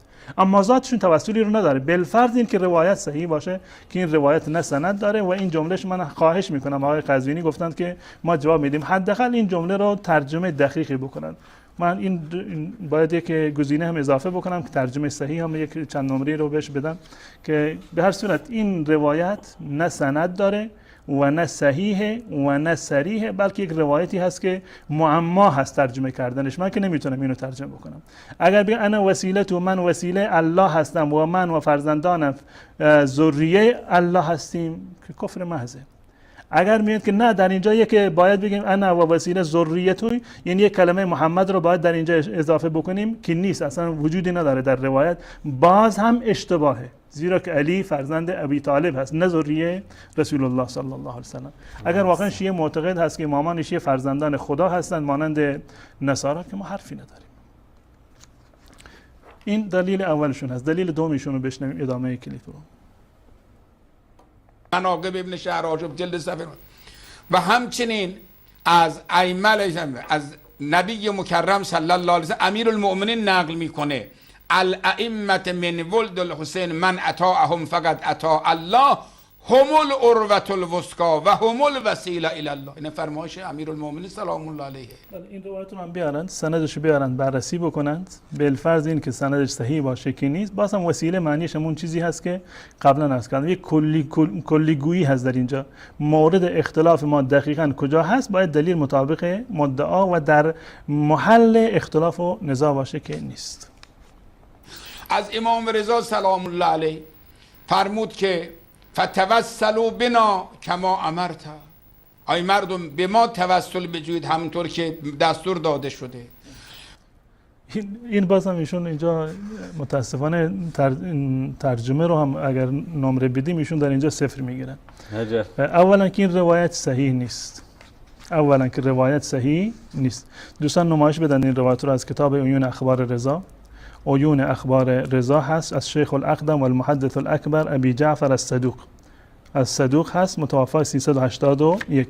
این هم صفحه اوله این کتابی هست که بنده پرینت گرفتم و صفحه عنوانش، و اینم روایتی که در اینجا آمده در باب 179 باب استسقاء المأمون بالرضا علیه السلام و ما اراه الله عز وجل من القدرة في الاستجابة له في اهلاك من انکر دلالته في ذلك. خب در اینجا مطلب چی هست؟ مأمون اومده باب 41 هست با این عنوان و صفحه 179. در اینجا جریان چی بوده؟ الان ببین، باز دوباره عرض میکنم که مورد اختلاف ما چی هست؟ اختلاف ما در این است که آیا توسل به ذات رسول الله و به جاه رسول الله و اولیاء و صالحین جایز هست یا جایز نیست. در مورد توسل به دعای صالحین قبلا عرض کردیم هیچ گونه اختلافی وجود نداره، پس بنابراین نیازی به مطرح کردنش هم نیست.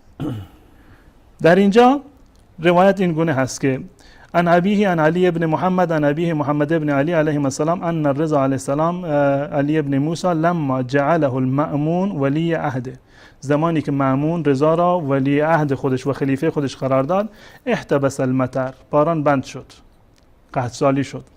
فجعل بعض حاشیة المأمون والمتعصبين على الرضا يقولون انظروا لما جاءنا علی ابن موسی علیه السلام و صار ولی عهدنا. کسانی که با علی ابن موسی رضا مخالف بودن گفت نگاه بکنید، به میمنت این که ایشون ولی عهد شدن باران هم قطع شده که باران نمیباره، باید چیکار بکنیم؟ فحبس الله عنا المطر واتصل ذلك بالمأمون، و وصلا بر صورت جمله شاید اشکال داشته باشه. این حرف به مأمون رسید که مردم میگن که اینو آوردی ولیعهد کردید، الان باران هم قطع شد دیگه، این چه وضعیه؟ فاشتد علیه. این حرف برای مأمون خیلی سنگین بود که من اومدم ایشونو ولیعهد خودم کردم و مردم میگن به خاطر ایشون الان باران نمیبارد. این حرف خیلی سختی است. فقال للرضا علیه السلام قد احتبس المطر فلو دعوت الله عز وجل ان یمطر الناس. دعا بکن که الله متعال بارانی رو نازل بکنه. این توسل به چی هست؟ به دعای انسان توسل صالح. به دعا هست. ما داریم داد میزنیم توسل به دعای صالحین جایز هست. عرض کردم که شاگردان قزوینی برن پیش قزوینی که برای ما تو طلب باران بکن، هیچ اشکال نداره، جایز هست. نه جناب استاد، طلب عقل بکنم فکر کنم بهتره، چون من فکر میکردم که قزوینی فقط این قطع و برید در روایات اهل سنت رو میکنه که ما قبل و ما بعدش رو نمیخونه، در حق اهل بیت هم این جنایت رو انجام میده. به هر صورت این دلیل با وجود این که صحیح نیست، به خاطر من بررسی سندی هم نمیکنم دیگه، با وجود این که صحیح نیست در مورد چی هست؟ طلب دعا از انسان صالح که هیچ وهابی هم تا حالا نگفته که حرامه، جایز هست. دعا از انسان صالح، طلب باران همون گونه که صحابه هم طلب کردند باران از رسول الله، گفتن برای ما دعا بکن، بر روی منبر بودند که هفته آینده اینو مفصلا توضیح خواندن. خب دوباره فصعد المنبر، امام رضا رفت بالای منبر، فحمد الله و اثنى علیه ثم قال اللهم یا رب انت عظمت حقنا، پروردگار تو حق ما را بزرگ و بلند کردی، اهل البیت، فتوسلوا بنا کما امرت، اینها به ما توسل کردند همان گونه که تو دستور دادی. زیرا که مأمون بهش گفت که برو دعا بکن، توسل به دعای صالح هست. میگه پروردگار تو به ما حق عظیمی رو عنایت کردی، ما رو جایگاه بلندی رو دادی و این مردم به ما توسل کردند کما امرت، همان گونه که تو دستور دادی. آقای قزوینی ترجمهش کرد فتوسلوا بنا، به ما توسل بکنید همان گونه که امر شدید. این امرته نمیدونم اینو چی بخوایم که ترجمه آقای قزوینی باید درست باشه. و در آخر میگه فسقهم سقیا نافعا، پروردگارا بر اینها بارانی رو نازل بفرما. این طلب دعا از انسان صالحی هست و امام رضا هم رفتن طلب دعا کردند از الله متعال و این هیچ گونه اشکالی رو نداره. هیچ وهابی تا حالا چون این حرفی رو که این مورد ناجایز باشه این حرفی رو هم نزدن. مثلا به طور مثال سیدنا علی رضی الله تعالی عنه الان باشند در نزد ما، زنده باشند، من بگم که ای علی ابن ابی طالب، ای شیر خدا، ای حبیبی، من به تو متوسل میشم که تو برای من دعای خیر بکنی. هیچ گونه اشکال نداره. هیچ گونه اشکال نداره. همون گونه که در زمان رسول الله این ثابت بوده، همون گونه که فرزندان یعقوب از یعقوب طلب دعا کردن، همون گونه که صحابه از رسول الله صلی الله علیه و سلم طلب دعا کردن، هیچ اشکالی نداره. این مورد اختلاف ما نیست. این روایت با اینکه صحیح نیست در محل اختلاف هم نیست و در این مورد ما اختلافی رو هم در واقع نداریم. پس بنابراین در مورد صحت و تطابق دلیل با مدعا آقای قزوینی تا حالا نمرهشون همون صفره. بله. ادامه کلیپ رو بشنویم. بله. یا در عیون اخبار رضا جلد و صفحه 168 اللهم یا رب انت عظمت حقنا اهل البیت فتوسلوا بنا. امام باقر سلام الله علیه اتقوا الله وابتغوا الیه الوسیله قال تقربوا الیه بالامام. همون معنی رو میده، تقربوا الیه بالامام، معنی توسل همون که قبلا در واقع توضیح دادم، با توجه به این که این صحت هم نداره. و همچنین صحیفه سجادیه از اول تا آخرش پر از توسلاته. صحیفه سجادیه که کامل هم هست، مال آقای ابطحی خدا روحشون رو شاد بکند، نوشتن صفحه 322 و صفحه 254.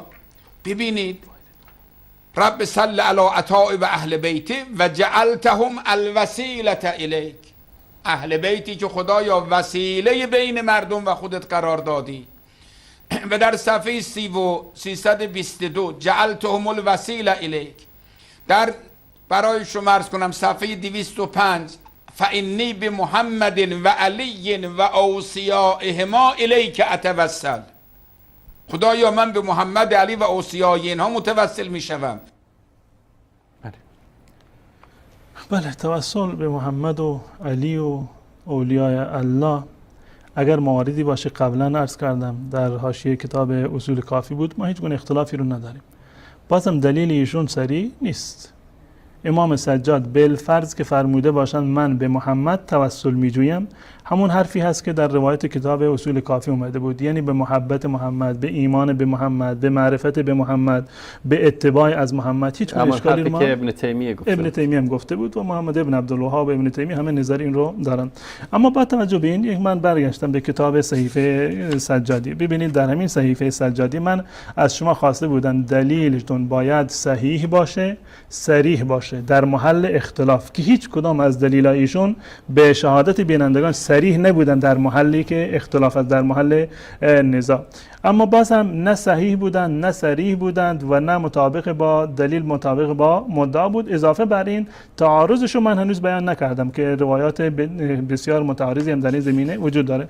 فقط از کتاب صحیفه سجادی دوستان نمایش بدن، از صحیفه السجادی الکامله، همین موردی که خود آقای قزوینی استدلال می‌کردند از کتاب صحیفه سجادی با تقدیم محمد باقر صدر. در اینجا در صفحه در این چاپی که هست در صفحه 310 در صفحه 310 همین روایتی رو که ایشون آوردند از اون در واقع نه روایت دیگری هست. در این روایت میگه که اللهم الهمنا طاعتک و جنبنا معصیتک. خب امام معصومه، چرا دعا میکنه که پروردگار مرا از گناه دور نگه دار؟ مگر نمیدونه که معصیت بسیار نمیتونه معصیت بکنه؟ یا الله متعال بهشون وعده داده اونها رو پاک کرده از گناه و معصیت؟ و یسر لنا بلوغ ما نتمنى من ابتغاء رضوانك و حللنا بحبوحة جنانك وقش عن بصائرنا سحاب الارتیاب. پروردگار را ابر شک و تردید رو از بصیرت ما دور بکن. آیا بصیرت امام سجاد در حاله از شک و تردید بوده؟ معنی روایت همینه. وکشف عن قلوبنا اغشیة المریة والحجاب. از قلبهای ما پرده های تردید رو کنار بزن. یعنی امام تو ایمان خودش شک داشته که پروردگار این پرده ها رو از قلب من دور بکن. وزهق الباطل عن ضمائرنا. باطل رو از وجود ما، از ضمایر و نفس ما دور بگردان.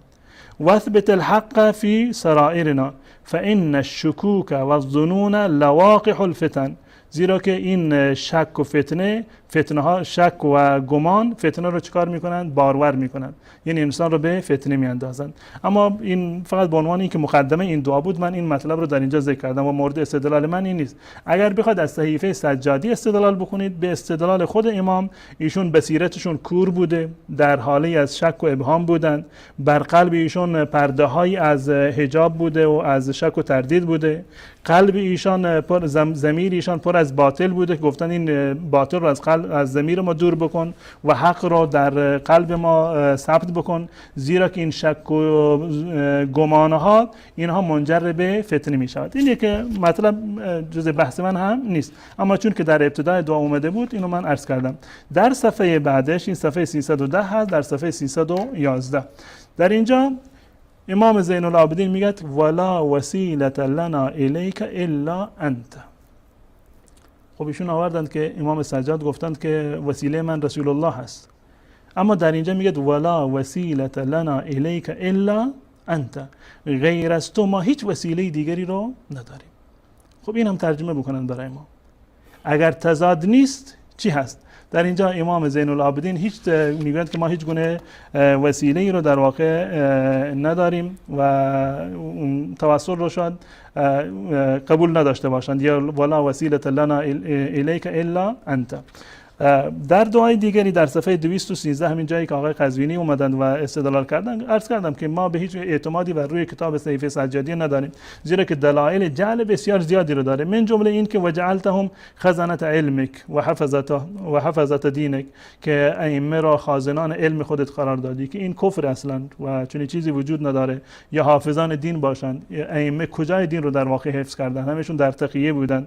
و طهرتهم من الرجس و الدنس، این هیچ گونه دلیل و مدرکی در این زمینه وجود نداره به جز ادعا. و این مطلبی هست که در اینجا آقای قزوینی استدلال کردن و جعلتهم الوسیله الیک. در اینجا میگه که تو آنها رو وسیله قرار دادید، و در صفحه قبلش من نشون دادم در اونجا میگه که ما هیچ وسیله‌ای به طرف الله متعال غیر از الله نداریم.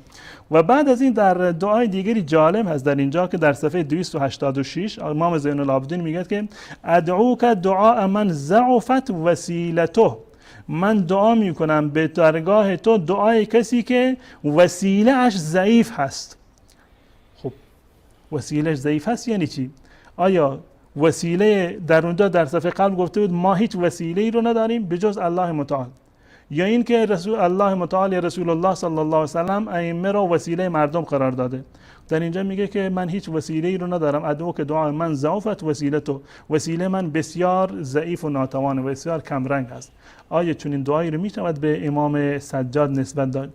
اگر توسل کردن به الله متعال وسیلهش ضعیف نیست، اگر توسل کردند به اعمال خیرشون توسلش ضعیف نیست، اگر توسل کردند به ایمان خودشون قطعا ایمان زین العابدین ضعیف نیست، اگر توسل کردند به دعای رسول الله که دعای غایب هست که نمی شود، یا به دعای امام زمان خودشون یا به یکی از اولیاء صالحین دعای دیگر، باز هم دعای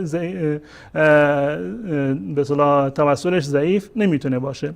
اگر بالفرض این که ما قائل به این باشیم که امام سجاد توسل کردن به رسول الله صلی الله علیه وسلم، بالفرض این که جایز باشه توسل به ذات یا جاه رسول الله باشه، باز هم ذات و جاه رسول الله صلی الله علیه وسلم ضعیف نیست و موارد بسیار دیگری که در این زمینه هست. و در اینجا باز هم جمله دیگری داره و عظمت لتفریطه حسرتو، من دعای بگونه دعا میکنم، این دعای کسی هست که عظمت لتفریطه حسرتو، بسیار حسرت دارم از این که کمکاری کردم. آیا میشود امام سجاد چون این حرفی رو بزنه؟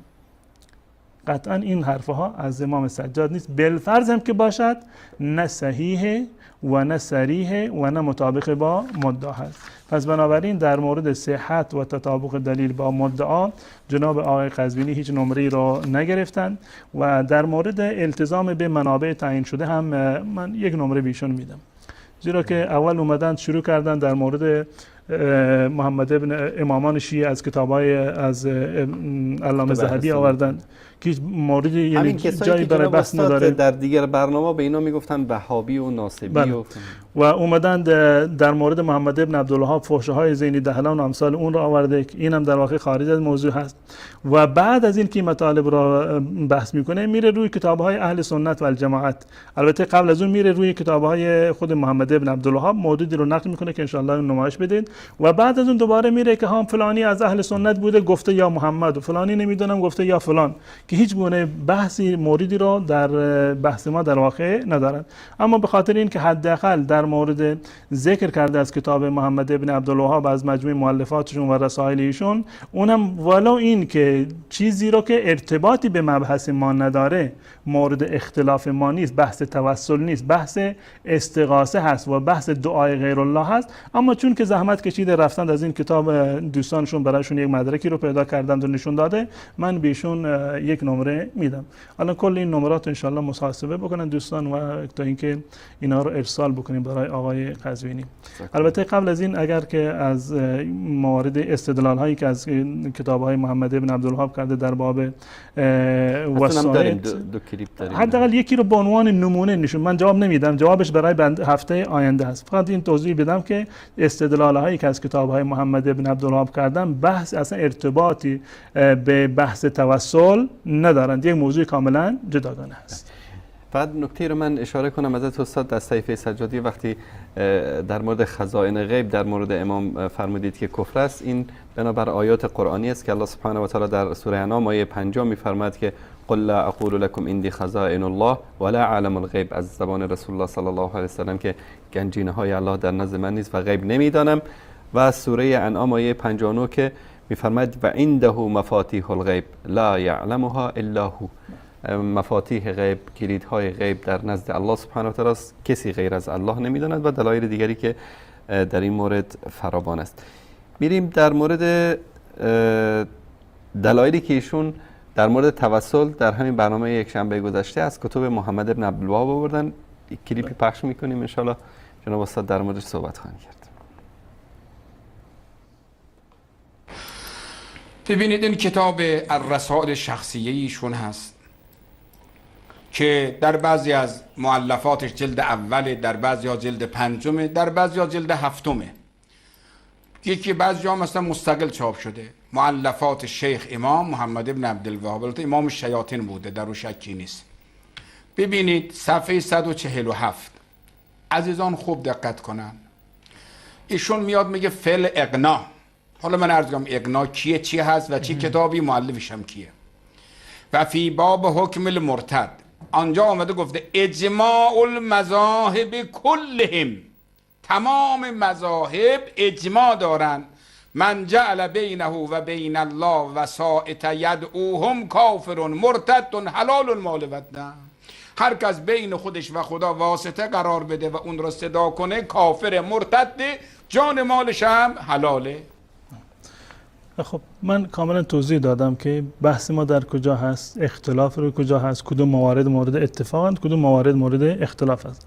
بحث ما روی تقرب به الله متعال هست با توسل به ذات رسول الله یا به جاه رسول الله یا بقیه ائمه و اولیاء و صالحین. این بحثی که آقای قزوینی اومدند از اون استدلال میکنند بحث وسائط هست و بحث وسائط در اینجا میگه یدعوهم. دوستان اینو نمایش بدن، همون مطلبی که ایشون میارن انشالله اینو به صورت مفصل، چون که وقت ما خیلی هم گذشته و وقت اضافه گرفتیم، صفحه مانیتور خودش نشون بدیم که موثق‌تر باشه. در اینجا میگه اجماع المذاهب، ایشون از کتاب اغنا نقل میکند اجماع مذاهب را كلهم على ان من جعل بینه و بین الله وسائط یدعوهم، هر کسی که در میان خودش و الله متعال واسطه ای رو قرار بدهد که آنها را صدا میزند. جاهای دیگر رواتو بعدا انشالله به صورت مفصل نشون میدیم که اونها رو صدا میزند، بر اونها توکل بکند، از اونها بخواهد نفع و ضرر و بقیه مواردی که در جاهای دیگر همین نقل در واقع اومده باشه. بحث ما روی این هست که کسی الله متعال را صدا بزند، کسی الله متعال را صدا بزند، اما در صدا زدن و در این دعا توسل بکند به یک انسانی. اونم توسل به چیش؟ توسل به ذاتش یا به جاهش. این مورد بحث ما هست. اما این که کسی بیاد غیر الله متعال را دعا بکند، از غیر الله متعال بخواهد، این یک بحث کاملا جداگانه هست و حکمش هم کاملا متفاوت هست. در باب توسل عرض کردم و آوردم از کتاب‌های محمد ابن عبدالوهاب که ایشون گفته بودن این فقط یک بحث در حد یک اختلاف فقهی هست. از عبدالله فرزند ایشون هم که گفته بود این در حد یک نوع بدعت هست و خود ایشون در همین رساله شخصی گفته بودن کسی که به انبیاء و صالحین توسل میکند من او را کافر نمیدونم. اما در اینجا میگه هر کسی که وسایطی رو داشته باشه و اونها را صدا بزند، از اونها بخواهد که ای مثلا پیغمبر ما را شفا بده، یا پیغمبر باشه ای علی فلان مشکل رو مرا حل بکن، ای نمیدونم عبدالقادر گیلانی نمیدونم که بیمار رزق و روزی بده. تمام اینها، این بحث کاملا جداگانه است. این بحث استغاثه هست و دعای غیر الله و کفر. اجماع مذاهب اهل سنت و الجماعت هست. اما بحث توسل یک بحث جداگانه هست، کفر نیست، شرک نیست. در بعضی گفتند که مکروهه، بعضی گفتند که حرامه. محمد ابن عبدالوهاب هم صراحتا گفته بود که کسی رو که به انبیاء صالحین توسل بکنه من اون کافر نمیدونم. بقیه دلایلی رو که میارند از خود این کتاب دوستان اینجا نمایش بدم، من همه رو اینجا مشخص کردم. ببین تمام این آدرس هایی است که آقای قزوینی داده و از کتاب‌های دیگر ایشون ان شاء الله به صورت مفصل هفته آینده در خدمت بینندگان عزیز خواهیم بود. بله بینندگان عزیز گرامی، فقط مونده که برگه امتحانی که در مورد آزمون تعیین سطح حضرت آیت الله دکتر حسینی قزوینی شیخ مفید زمان مدیر شبکه ولایت که میان برنامه خیلی کوتاه می‌بینیم تا این برگه را حضرت استاد آماده کنن ان شاء الله خدمت شما نشون بدیم و برای ایشون ارسال بکنیم. با ما همراه باشید. شما می‌دانید در شبکه جهانی وصال حق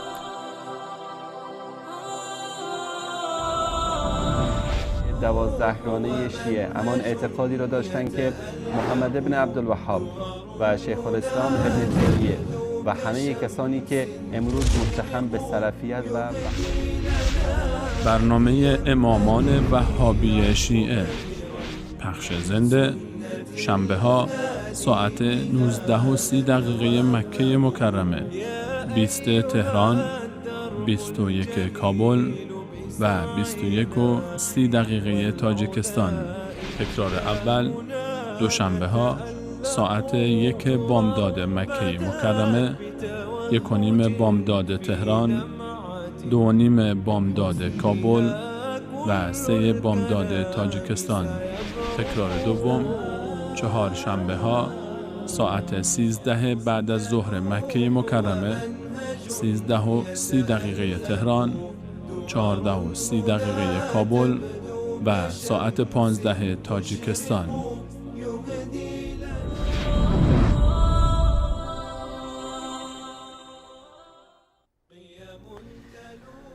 با سلامی دوباره خدمت بینندگان عزیز و گرامی. من یک قضیه که خیلی باعث تعجب هست، بیننده زنگ میزنه به شبکه ولایت، میگه که تو شبکه وصال حق کلیپ‌های دروغ شما رو پخش میکنن، شما چرا جواب نمیدید؟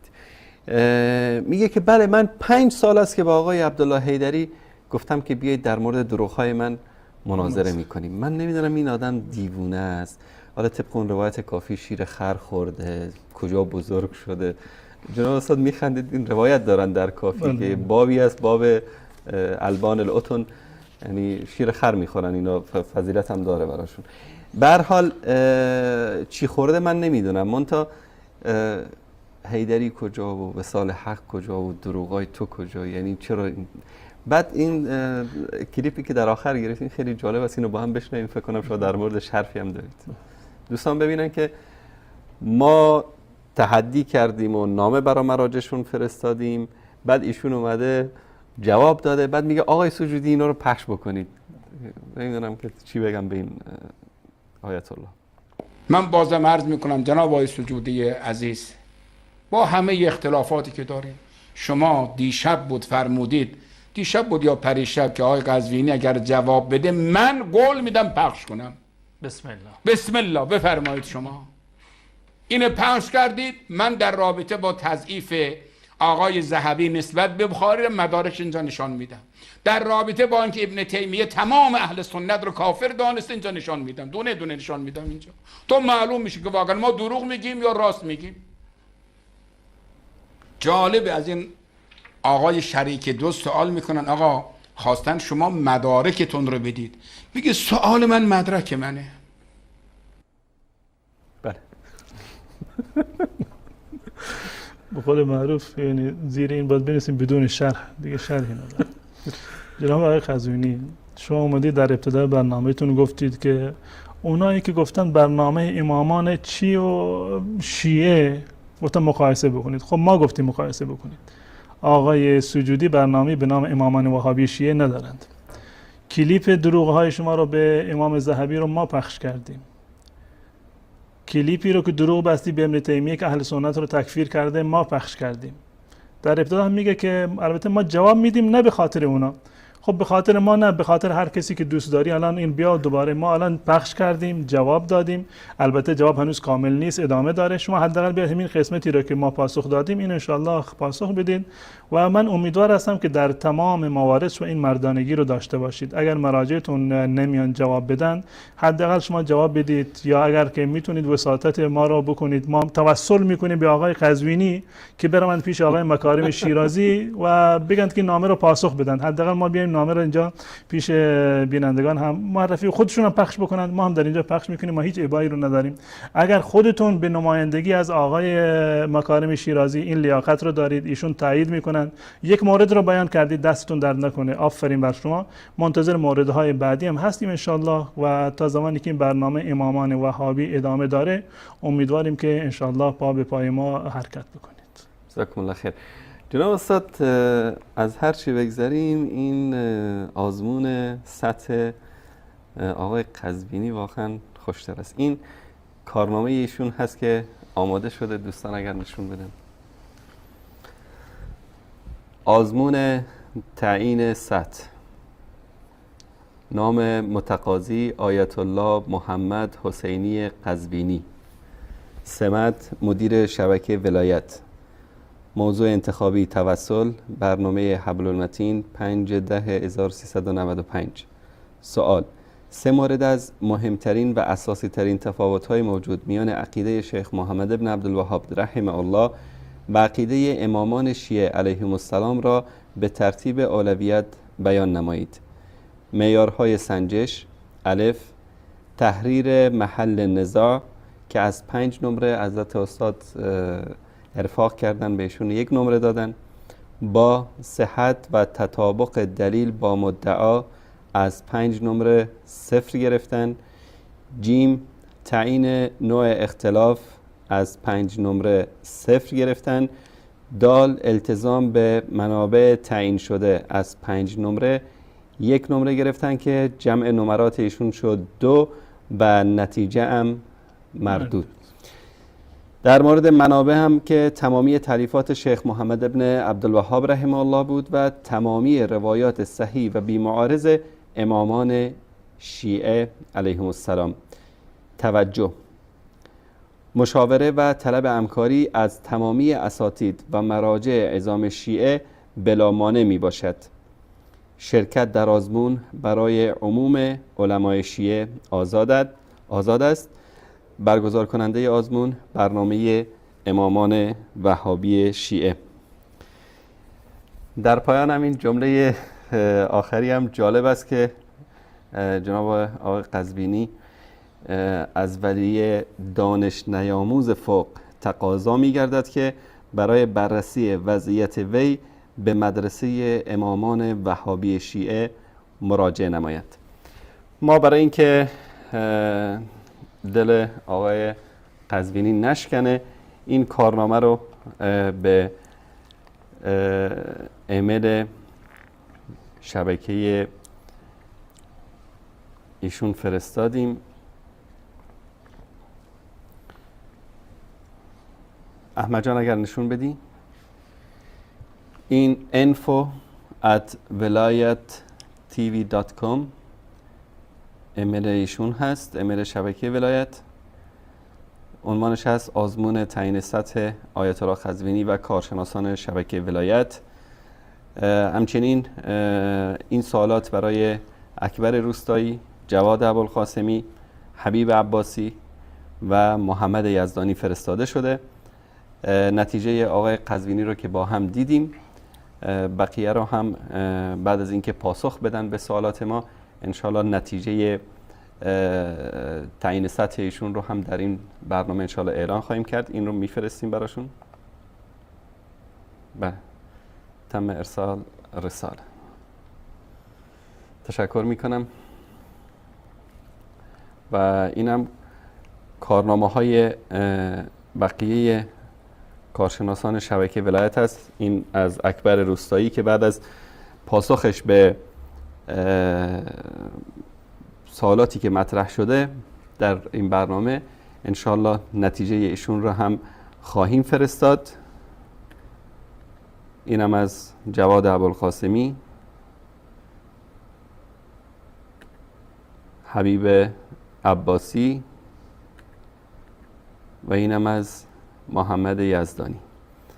ما منتظر هستیم که اینها هم در این آزمون تعیین سطح شرکت بکنن و حداقل اگر که آبروی استادتون آیت الله دروغگو قزوینی نگذاشته، شما حداقل بیاید جمع جورش بکنید و ما اینجا یعنی نمراتی که شما دادید جناب استاد به 2 نمره‌ای که با آقای قزوینی دادید عرض کردم که اگر خودشون اعتراضی دارند یا حتی اگر بینندگان اعتراضی دارند که من اجحاف کردم در حق ایشون، بازم من حاضرم که دوباره تصحیح بکنم، تجدید نظر بکنم برگ ایشون رو. هیچ ابایی هم در این زمینه نداره. جزاکم الله خیر.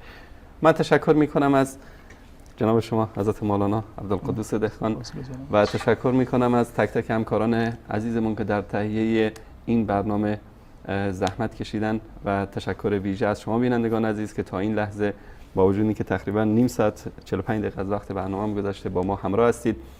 امیدوارم که الله سبحانه و تعالی به آیت الله قزوینی، مکارم شیرازی، جعفر سبحانی، نجم الدین طبسی و بقیه کارشناسا و مراجع و آیات و حجج اسلامی که دارن این توفیق رو عنایت بکنه که یک کمی با عقل و با منطق و با درایت بشینن این موضوعاتی که از تقریبا 95 روز به این طرف نامه‌ای که فرستادیم اینو مطالعه بکنن و دقیق جواب بدن که تا اینطوری مثل آیت الله قزوینی مردود نشن. الله سبحانه و تعالی همشون رو هدایت بکنه. البته شاید هم که بعدها یعنی نمره منفی هم داشته باشه، به خاطر اینکه شاید بیشتر دقت بکنن، انشالله توجه بیشتری داشته باشند که نمره منفی نگیرند. اما درست. تشکر میکنم از شما. یک نکته هم که باید بهش اشاره کردین است که وقتی هم که جواب میدن در شبکهشون مثل آقای قزوینی. حالا میدونیم که شما اینقدر بدبخت هستید که نمیتونید یک روایت صحیح و بدون معارض بیارید، میدونیم که اینقدر جاهل هستید که از کتب خودتون هم وقتی دلیل میارید ما قبل ما بعدش قطع و برید میکنید. منتها جناب استاد من یک پیشنهاد میکنم یک نمره اخلاق هم برای اینها تعیین بکنید که آقای قزوینی خیلی آشفته بود بیچاره بدبخت. یعنی یک شنبه گذشته که من دیدم از اول برنامه که این شروع کرد به فحاشی و بد و بیرا گفتن تا آخر برنامه. ولی ایشون نقطه جالبی رو دارن، همیشه بیان میگن کسی که دلیل داره نیازی به فحش و فحاشی در واقع نداره، همین جمله خودشون مبارک خودشون باشه. جزاکم الله خیر. همچنین روایتی را از امام جعفر صادق آورده بودن که کسی که فحش میده ولد الزنا هست. حالا این تفسیر و ترجمه و شرحش میمونه برای خودشون و بینندگان اون شبکه. تا فرصت دیگر و برنامه دیگر، الله سبحانه و تعالی یار و نگهدارتان باد و صلی الله علی سیدنا و حبیبنا محمد و علی آله و صحبه اجمعین و السلام علیکم و رحمت الله و برکاته. جزاکم الله خیر. ومنهج يتألق درر هنا تبدو كشمس تشرق يهدي لنا هديا بديعا مبهرا من سنة الهادي بها نتوثق. يا أيها الدرب الجميل بسعينا نحو العلا إنا هنا نتألق. درر بدات بتوهج في لمعة من حسنها كل الكلام سيبرق.